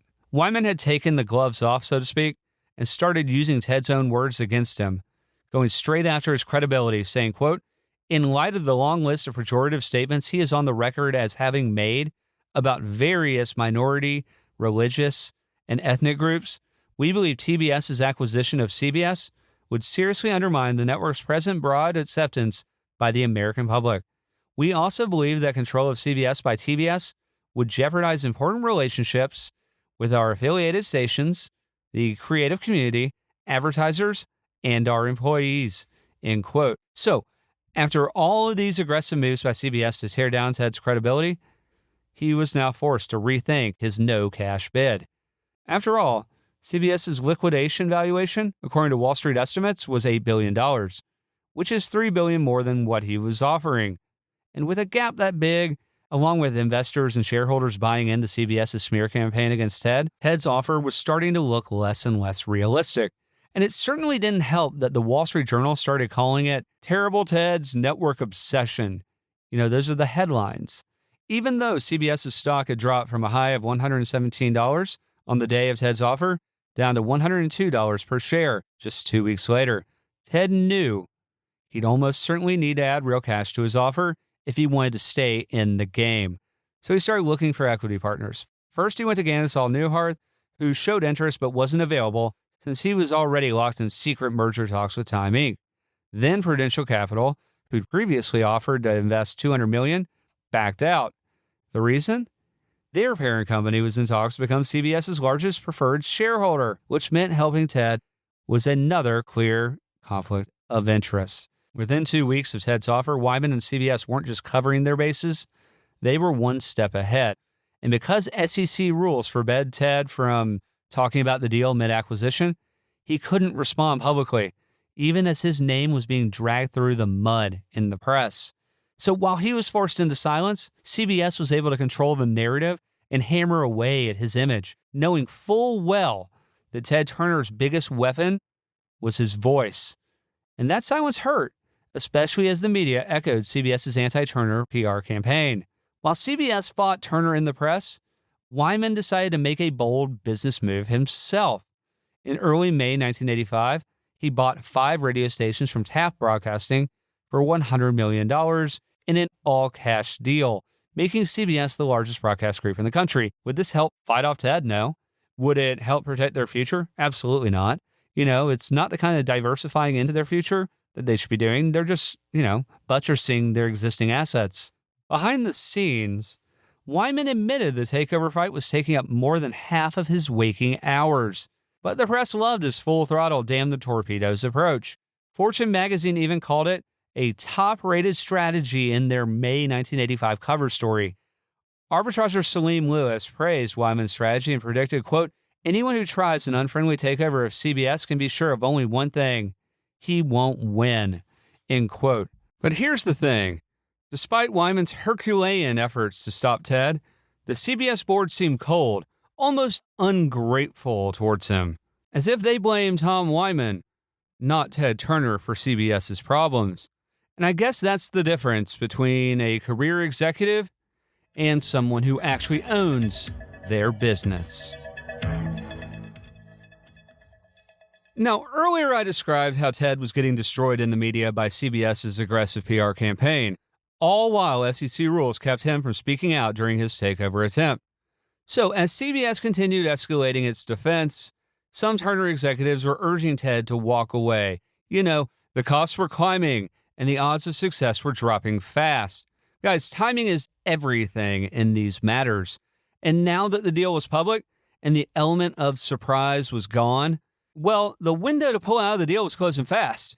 Now, Ted knew the odds weren't in his favor, but he kept going. He later admitted, quote, "Deep down, I knew our bid was a long shot, but so was just about everything else in my career. Between legal and banking fees, the whole venture would cost us about $20 million. But the way I saw it, we were getting at least that much value back in publicity. And in the process, we were tying one of our major competitors in knots trying to fend us off. CBS, of course, did everything they could to kill our deal. Their initial comments were the ones we expected. They had no interest in selling the company. Our bid was too low, and there was no cash in it. But when we refused to go away, they stepped up their efforts, including personal attacks against me," end quote. Then he explained that CBS took things even further when they used their political connections in D.C. Quote, "CBS also tried making appeals in Washington. Tom Wyman was a friend of a Missouri Senator, Tom Eagleton, from their college days together at Amherst, and he was trying to convince him to try to help him out. Unfortunately for CBS, I also knew a lot of senators, and when Wyman and I went to Washington to testify at hearings, I had a sympathetic audience and more than held my own. CBS also tried to work with the legislature in the state of New York to have them introduce new laws banning hostile takeovers. Fortunately, I had the Governor Mario Cuomo through CNN and was able to discuss the matter with him. He told me that given all the investment banking activity in New York, he was not inclined to change the laws, but said, if you buy CBS and move the company to Atlanta, I'm going to look pretty foolish. I made it clear to him that I had no intention of taking the company out of Manhattan, and that sealed his support. The months following our April announcement continued to be tumultuous. Every time CBS made a move or a claim against us, we would try to counter. At one point, they were reported to have worked with General Electric on a friendly merger, but that fell through. Incidentally, GE would go on to buy RCA and thereby own NBC Network that following year, end quote. Now, when you read about all these CEO moves, it's easy to forget these aren't private companies. The people running them don't own the companies. They're public, owned by shareholders. That's who the board is supposed to be working for. So when a serious offer comes in, they're supposed to think about, wait for it, the shareholders, right? Not just themselves. And I know this is a crazy concept, but around this time, CBS founder Bel Powley, who was in his mid-80s and had just gotten out of the hospital, finally broke his silence, saying, quote, CBS is more than just a business. It's a public trust. For over half a century, this company has been my life, and its value to me goes beyond money. Risking its loss now would be a reckless gamble with both the company's future and the public interest, end quote. And there they go again. You know, it's the public interest, the public good, the public trust. Drink. Meanwhile, as CBS's PR campaign against Ted kept rolling, their stock price kept climbing, making Ted's $150 a share offer look less and less appealing. Over in Washington, D.C., Senator Thomas Eagleton, Wyman's lifelong buddy, began pushing the FCC to investigate hostile takeovers like Ted's. Talk about a loaded deck against TBS. It was an unfair game, and yet, Ted kept going. That should be the name of this show. Ted kept going. By early July 1985, despite all the bad press, Ted's bid wasn't a joke any longer. In fact, it was gaining momentum. And part of that momentum came from speculation, coming from investors who believed another bidder might jump in the fray, this time with cash, pushing the price even higher. And it's worth reiterating, these bidding wars, well, they weren't quiet or civil. No, they were intensely fierce public battles with billions of dollars on the line. American institutions were on the line. The winners didn't just get bragging rights. They got control of American institutions. And within a few years, Wall Street and the junk bonds would completely reshape the United States business landscape. Ironically, another nightmare scenario for CBS was brewing as a result of Ted's offer. You see, if Ted decided to withdraw his bid and just walk away, their stock, which had been hovering around $120 a share, could take a sharp dive. The market was buzzing with rumors Ted would sweeten his offer by adding cash, but if he didn't, if he just walked away, walked into the sunset like John Wayne in one of those Westerns and said, "I've had enough," and just walks away, well, a 15 to 20 point drop in CBS's stock price wasn't just possible, it was likely.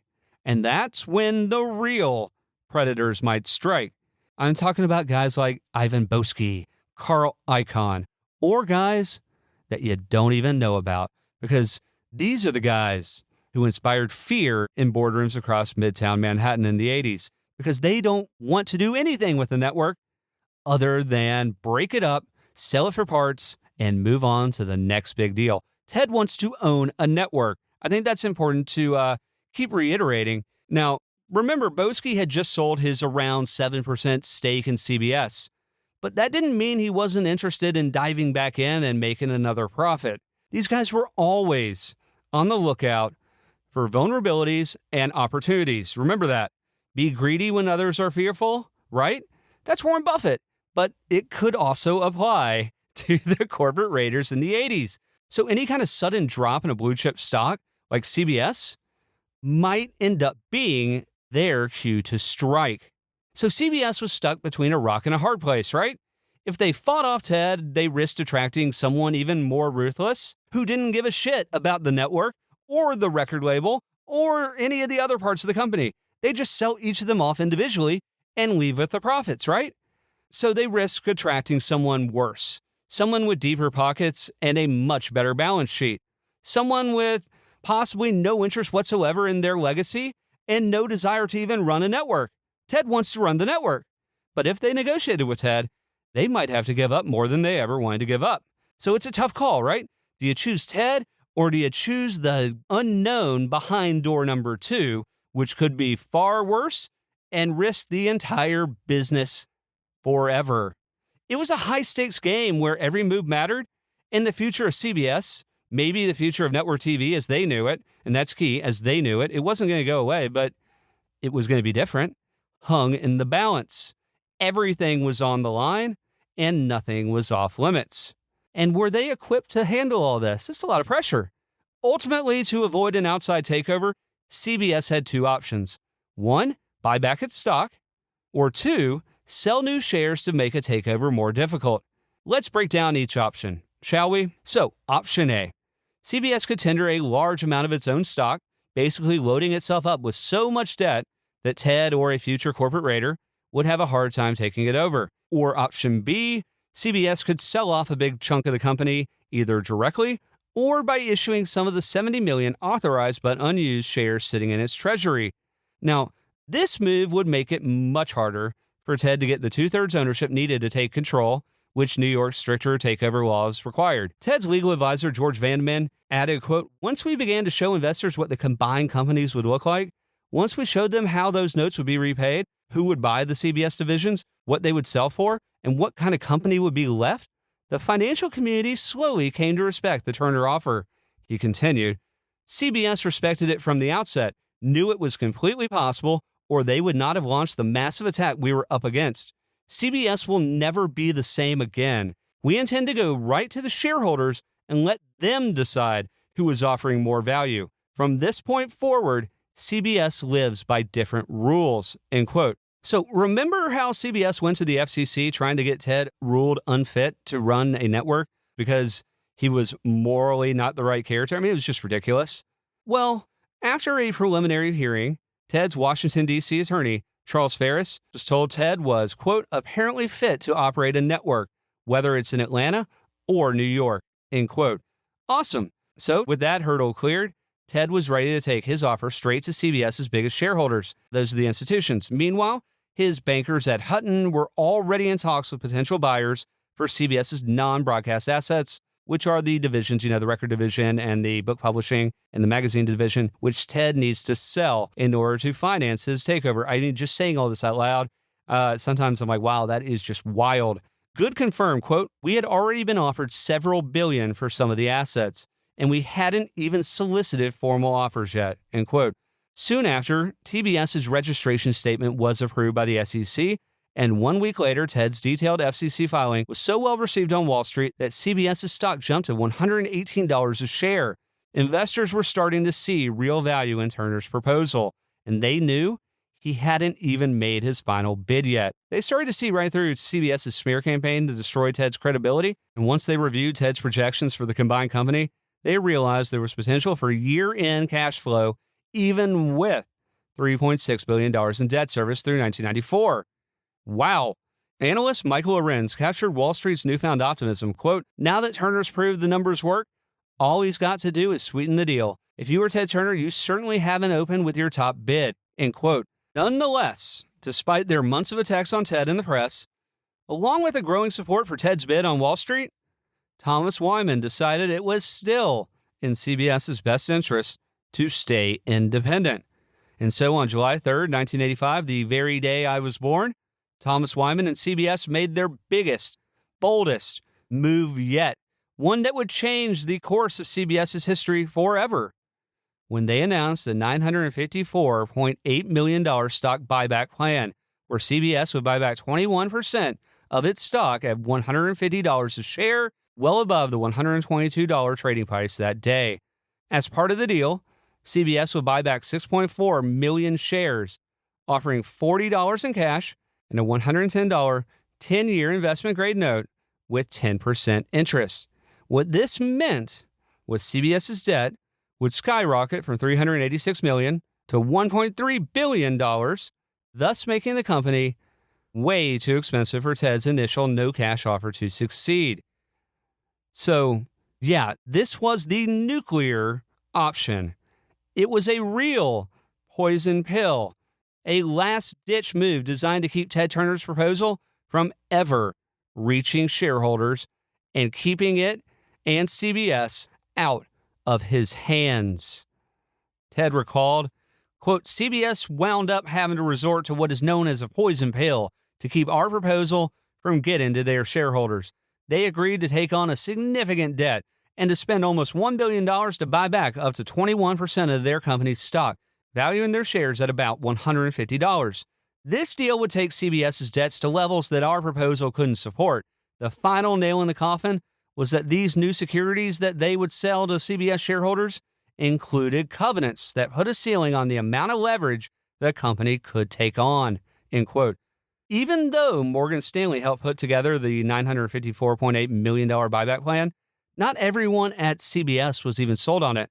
In fact, James Wolfenson, the only actual investment banker on CBS's board, was very uneasy about it. He told Ken Oletta, quote, "The refinance plan weakened the company's ability to withstand a takeover since it reduced the company's capital and reduced the number of outstanding shares," end quote. So basically, this poison pill is intended for one person, Ted Turner. He was poisoning not the American mind, but the CBS board. And while Wyman remained confident they could stop future takeover attempts from Ted, others like Wolfenson and billionaire Larry Tisch, who was also on the board, weren't so sure.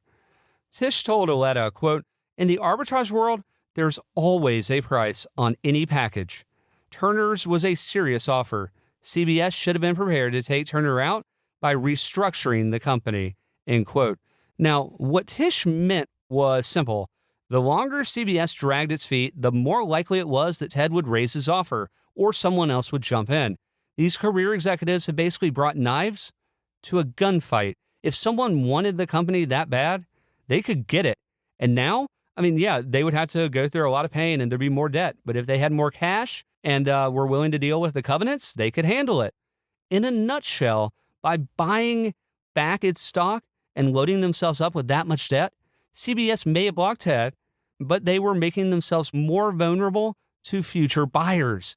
And those future buyers very well might have been people a lot more unsavory than Ted Turner, right? Is the devil you know better than the devil you don't? Still, CBS's nearly $1 billion stock buyback did what it was meant to do. It blocked Ted's initial no-cash offer. CBS called it a, quote, "preferable alternative," end quote, to which Ted fired back, calling it what it was, quote, a breach of CBS directors' fiduciary duty to the company's shareholders designed to enrich and entrench present management, end quote. Hell yeah, Ted. Now, remember a few minutes ago when I said CBS had to take the gloves off to beat Ted? Well, this was their first real blow. Goliath was swinging back. CBS's July 3rd poison pill announcement sparked intense debate inside Ted's team over the July 4th weekend. As they pored over the pill's fine print, they started to understand what Wyman meant by, quote, creative protection, end quote, and began looking for ways to fight back. You see, one key part of CBS's poison pill was this. They planned to raise $125 million of the $880 million by issuing preferred stock to 5 major institutional investors. These shares could be converted into CBS common stock at prices not less than $110 and not more than $150. But here's the twist. They could convert their preferred shares into the shares of any company that acquired CBS, but they wouldn't come with the usual poison pill premium or penalty. In plain English, CBS had basically loaded the deal with a bunch of traps designed to make a takeover very hard. One of the biggest traps was how they capped how much debt the company could take on, making it nearly impossible for Ted to buy them unless he paid almost all in cash, which for a $5 billion takeover was a huge ask. Remember, his company's only worth $500 million. Another trap was that CBS gave itself the right of first refusal on those preferred shares, meaning if Ted wanted to buy those preferred shares, he couldn't. CBS had the power to block the sale entirely. One of Ted's bankers complained, quote, we can't even offer Prudential 200 cents on the dollar, end quote. And even if Ted managed to get past all their traps and acquire CBS, even if, he'd still be stuck dealing with those 5 institutional investors. You know, the ones holding all the preferred shares for at least 10 years, or until the securities became redeemable. Not exactly ideal for someone wanting to revamp a network. Now, Ted was up against a formidable foe, one that was stacking the odds against him, while putting their own future at risk. That's what CBS was doing. But hey, there's more. Because CBS didn't stop there, CBS bolstered their defense by adding even more provisions. One of the bigger ones was that CBS barred the company from selling major assets or exceeding a strict debt-to-combined capital ratio, which was even tighter than the limits tied to their preferred stock. And if you wanted to change that ratio, well, it had to be approved by a majority of independent directors. But here's the kicker. If CBS got acquired, the right to change those rules vanished. Poof, gone. Dang. What this meant was if Ted bought CBS, he'd be stuck with all those restrictions and wouldn't be able to easily change them. Not exactly ideal either for a new owner with big ambitions and a desire to shake things up, right? But that's when Ted's team decided they weren't going to fold. They were going to fight this. So coming out of their 4th of July weekend retreat, they decided that next move would be a vigorous legal challenge. You know, they've kind of stayed out of the legal aspect here because CBS has been so vigorous about it. So they filed a lawsuit in the U.S. District Court in Atlanta claiming CBS's board had violated its fiduciary duty to shareholders. Ted also appealed to the FCC, asking them to determine if CBS's plan counted as a change in control, which, remember, requires FCC approval. At this point, Ted's best hope was that a judge would rule CBS's poison pill was illegal, strike it down, and allow his offer to go to shareholders. That's all he wants. Let's get it in front of the shareholders and let them decide, not CBS management. Ted's banker, Dan Good, explained TBS's legal strategy, quote, you have to look at it as part of the whole. This is nothing more than an illegal attempt to entrench CBS management. They are doing everything they can to keep the CBS shareholders from getting our offer, end quote. And while Wall Street liked CBS's plan, and as a result, the stock jumped from $112 to over $125 a share, Ted still didn't back down. Like Tom Petty, I've said that before. He doesn't back down. He believed a new offer featuring a $175 per share package of debt and equity could win, especially now that he was planning to add nearly $100 million in cash, which was more than double the cash in CBS's buyback proposal. You see, Ted wasn't thinking about CBS's executives accepting the deal. He was thinking about their shareholders accepting the deal. That's who matters. They're the owners. Ultimately, a court date was set for July 24th, 1985, but Ted didn't want to wait to launch his counterattack. So despite being bound by the SEC's disclosure rules, which required him to be silent, he took his case public, addressing the National Press Club in Washington, D.C. just days later. He opened his remarks by saying he wouldn't talk about the CBS deal, and, true to fashion, almost immediately started talking about the CBS deal. He said he'd already spent over $15 million trying to buy CBS and called CBS's plan, quote, a partial recapitalization, a partial cutback, and a partial liquidation of non-broadcast assets. It is only a portion of what needs to be done, end quote. Then he really turned up the heat, accusing Tom Wyman and CBS management of misrepresentation in their SEC filings. Then he went through each charge one by one, explaining what they'd gotten wrong. For someone who wasn't supposed to talk about the deal, Ted had a lot to say. He also called out CBS for offering Bill Pally $150 a share for his 434,489 shares, which was a much better deal than the $110 note being offered to everyone else. Ted called it, quote, a sweetheart deal to limit shareholder tax liability, and was made in view of Pally's commitment to and long identification with CBS, end quote.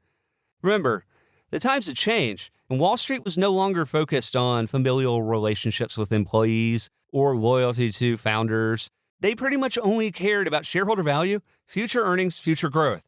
And Ted knew that, which is why he attacked Pally's sweetheart deal, even if you could argue, and I would argue this actually, that the guy earned it for 5 decades of excellence at his own company. The guy built it, and he built standards of quality and excellence in programming and in business that very few institutions have ever had.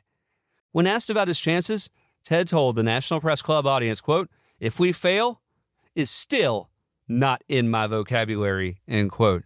Broadcasting Magazine noted, quote, Turner seemed as confident as ever and certain that he now had CBS on the defensive, end quote. Now think about it. That federal district is in Atlanta. That's a home court advantage. If the poison pill gets killed, then Ted's off to the races. CBS might as well open up the doors because TBS is coming in. Behind the scenes, Dan Good and his team at Hutton were working hard to win over the institutional investors who controlled nearly 70% of CBS's shares. Ted's legal advisor, George Vandeman, recalled, quote, we had meetings everywhere with companies, wealthy individuals, pension funds, wherever we thought we could find partners who would bring cash to the table or who might be interested in acquiring some of the CBS assets we plan to sell, end quote. So basically, they're moving forward as if this judge is just going to throw out the lawsuit or throw out the poison pill and just keep moving.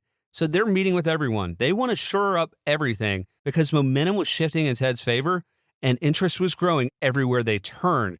Vandeman added, quote, Turner was absolutely magnificent. He's one of the great genius salesmen. He's flamboyant, obviously, but he can also have an audience eating out of his hand as soon as he walks in a room. Turner opened their eyes to the real values that could be achieved from media properties. He was a challenge to work with, but exciting at the same time. Doesn't that say everything about every media mogul, right? And sometimes a little frustrating. Remember, we had a live SEC filing and had to be very careful about what we said and didn't say.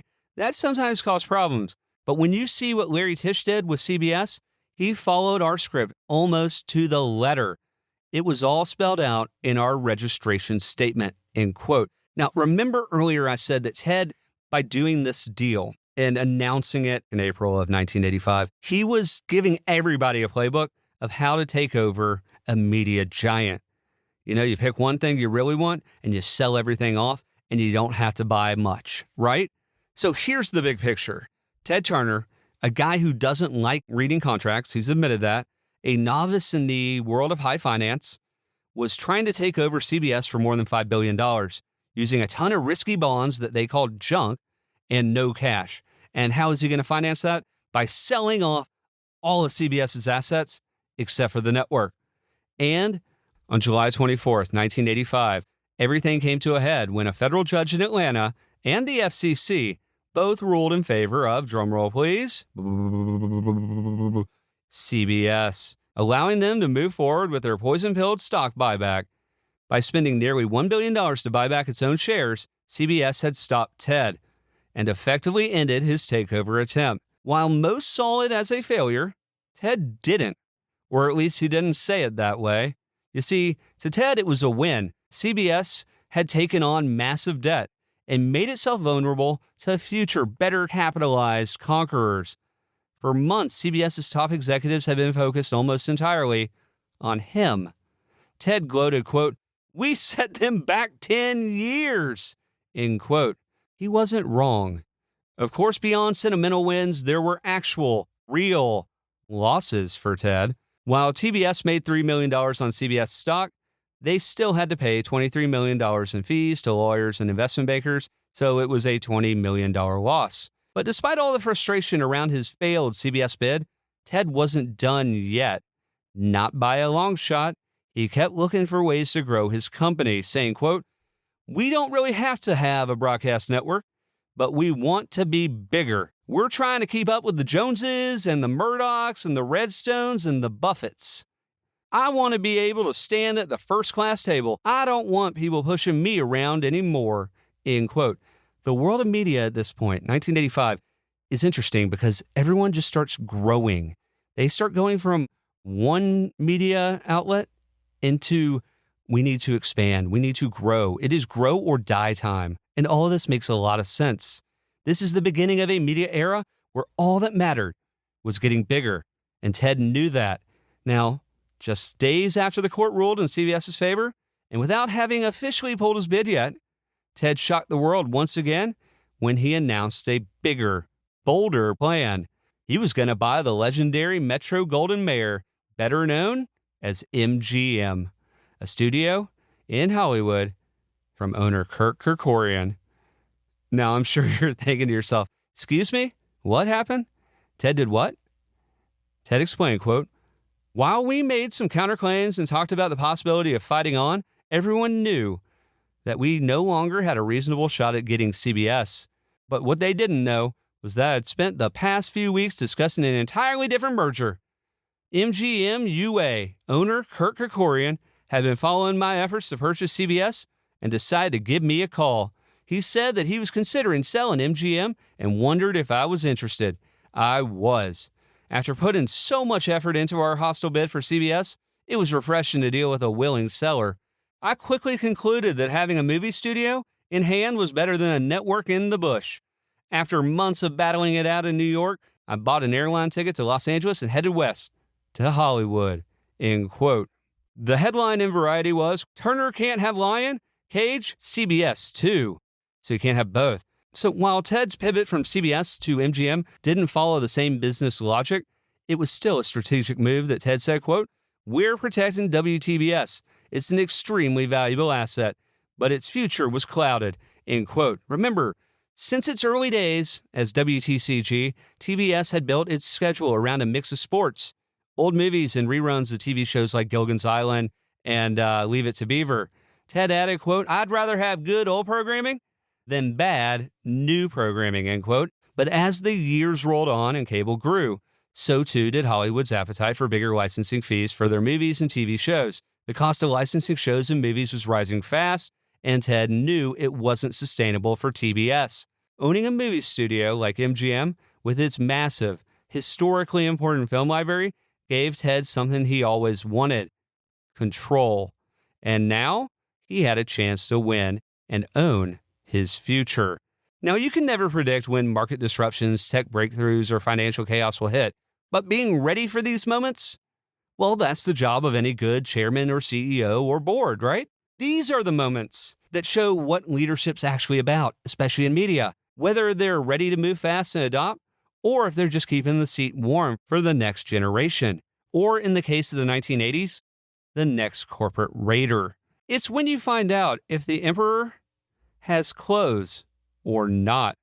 Now, CBS had been asleep at the wheel for far too long. No one there was ready for any of it, but Ted's takeover was a wake-up call they badly needed. So the big question after CBS stopped Ted was, did their poison pill defense, which buried them in debt, actually work?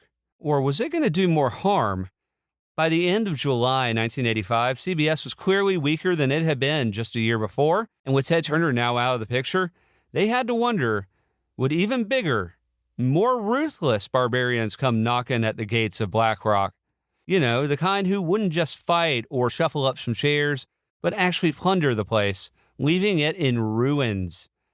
In early July 1985, Ted Turner seemed like the ultimate threat to CBS. Who could be worse, right? But looking back, it's not crazy to think things actually could have gotten much worse for CBS. Take Cap Cities, which bought ABC in March 85, or later in 1985 when Jack Welch's General Electric bought RCA, which owned NBC. Yes, both had major culture clashes immediately between the bosses and the newsrooms. And like I've said before, every executive who runs one of these networks says that the newsroom brings in 5% of the revenue and 95% of the headaches, right?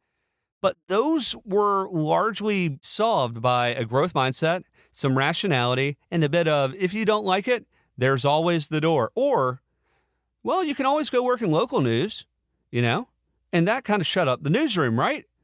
Still, with leaders like Tom Murphy, Daniel Burke, and Jack Welch, respectively, they were always thinking about long-term growth, being more efficient, saving money, but delivering a great product, right?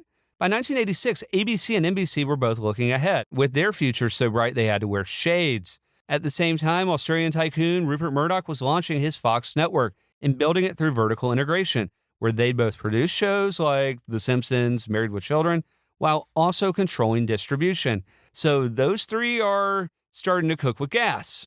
Now, Fox would take years, and the NFL would really contribute to their growth in 93, 94.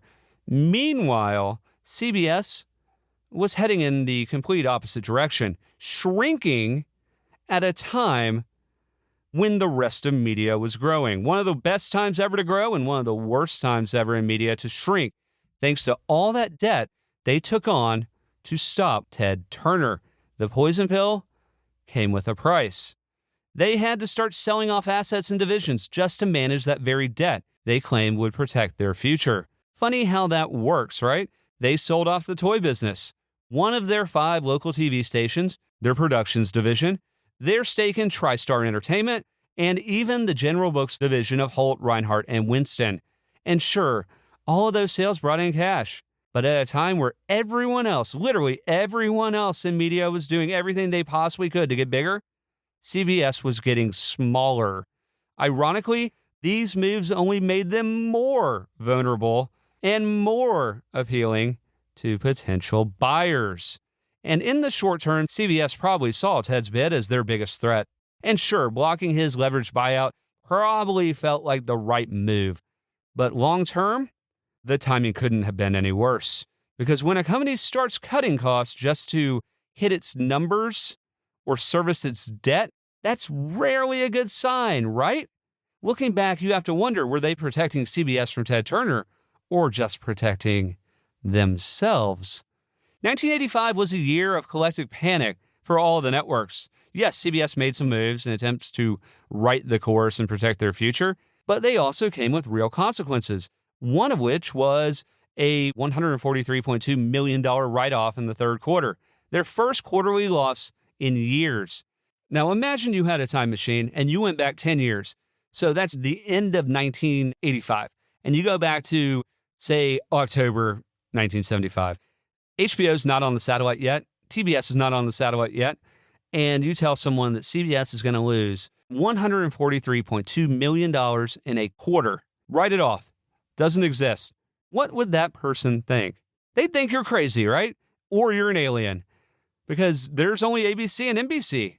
How could CBS possibly lose that much money? Well, the future happens a lot faster than people think. It's reality, babe. By the end of 85, CBS's annual earnings have plummeted from $212.4 million to just $27.4 million, with their broadcast group's profits down 28%. And all of this is happening while CBS, along with ABC and NBC, were lobbying the government to lift that ban on networks producing and distributing their own shows, which they still could not do. Cable could, but not the networks. Like I said in the first episode, things happen slowly, then all at once. Ernest Hemingway. Now, CBS didn't collapse. We know that because they were just acquired by Skydance. But all of this left them wide open for a takeover. And in the end, a takeover happened. But it wasn't an outsider crashing the gates of Black Rock, but someone already on the inside. I'm going to go over it really quickly because CBS's story is so long and complicated to tell in this episode, and it's not part of our story. But let's tie the bow, right? And we can tell the story another time. In Ken Ouletta's 3 by Mice, which chronicles the ownership transitions at ABC, NBC, and CBS, Barry Diller, then chairman and CEO of the new Fox network, said, quote, "The new owners are not broadcasters. They are not interested in what the network founders, Sarnoff, Pally, Goldenson, were interested in, which is how the product looked and felt," end quote. And of course, Barry Diller was right. The new leadership at ABC and NBC weren't focused on tradition. They were focused on winning and making money. Their strategy? Stronger management, tighter budget controls, and more control over the product. The networks, they felt, had gotten too bloated, and they were here to fix it. They knew the good old days were over. This was a new era, and the real threat wasn't each other, it was cable. Of course, this caused major tensions, especially with the news divisions. Many journalists still saw their work as public service, not as a part of a business. For decades, these departments operated with massive budgets and a strong sense of mission above everything else. Now they were being told to rein it in. But cutting back wasn't going to be easy. At every network, fights broke out between management and the news teams over the smallest changes. General Electric's Jack Welch hated this part of owning NBC, especially the constant resistance he got from NBC News. He wanted teamwork, not a newsroom that pushed back in meetings and then leaked their complaints to the press. You know, it was as if they were fighting their own teammates. This still happens, by the way. Still, NBC didn't want to kill the news division. They just wanted them to be more efficient, more grounded in financial reality. That's not crazy. And I'm not talking about like the Today Show here. I'm talking about the nightly news. Welsh once shouted, quote, "Ted Turner puts on CNN for 24 hours a day for only $100 million. Ted Turner makes $50 to $60 million. We do 3 hours of news. We spend $275 million and lose $100 million," end quote. Welsh even said that NBC News leadership acted like the head of the priesthood, living in a monastery speaking in code and believing no one could question them. And trust me, he wasn't the only one who felt this way, but it's worth remembering. The network news division saw themselves as public servants and that their job was to inform, educate, tell the truth, not to bring home the bacon for their network bosses. And while their mission made sense and mattered, these are businesses. Budgets had gotten way out of control. After 6 years of 24-hour news, Ted had proved you could do more, spend less, and still reach millions while making millions. For years, those idealistic goals came with big perks and sky-high costs that no one questioned. But the times they were a-changin'. Ted had changed the calculus completely. He had proven it. He was making, 50, 60% margins on 24 hours of news. Still, in late 1986, Bill Pally stood by the old way of thinking, saying, quote, "CBS is a public trust and should remain independent. I don't believe it can carry out its mission if it were part of another company. Many years ago, I was asked to sell CBS, and I considered it. The next day, I called off the discussions because I thought of what might happen if the head of the parent company were disturbed with something on the network and called to say, 'Can't we tone this down?'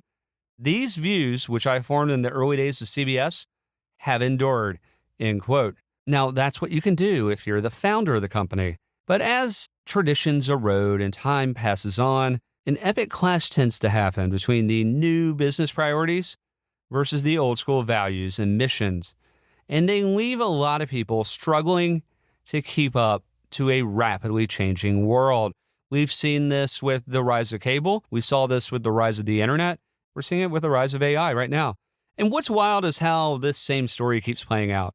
Over the next 3 decades, and even today, we've seen versions of this exact same fight between management and newsrooms happening in media companies everywhere. It's a tale as old as time.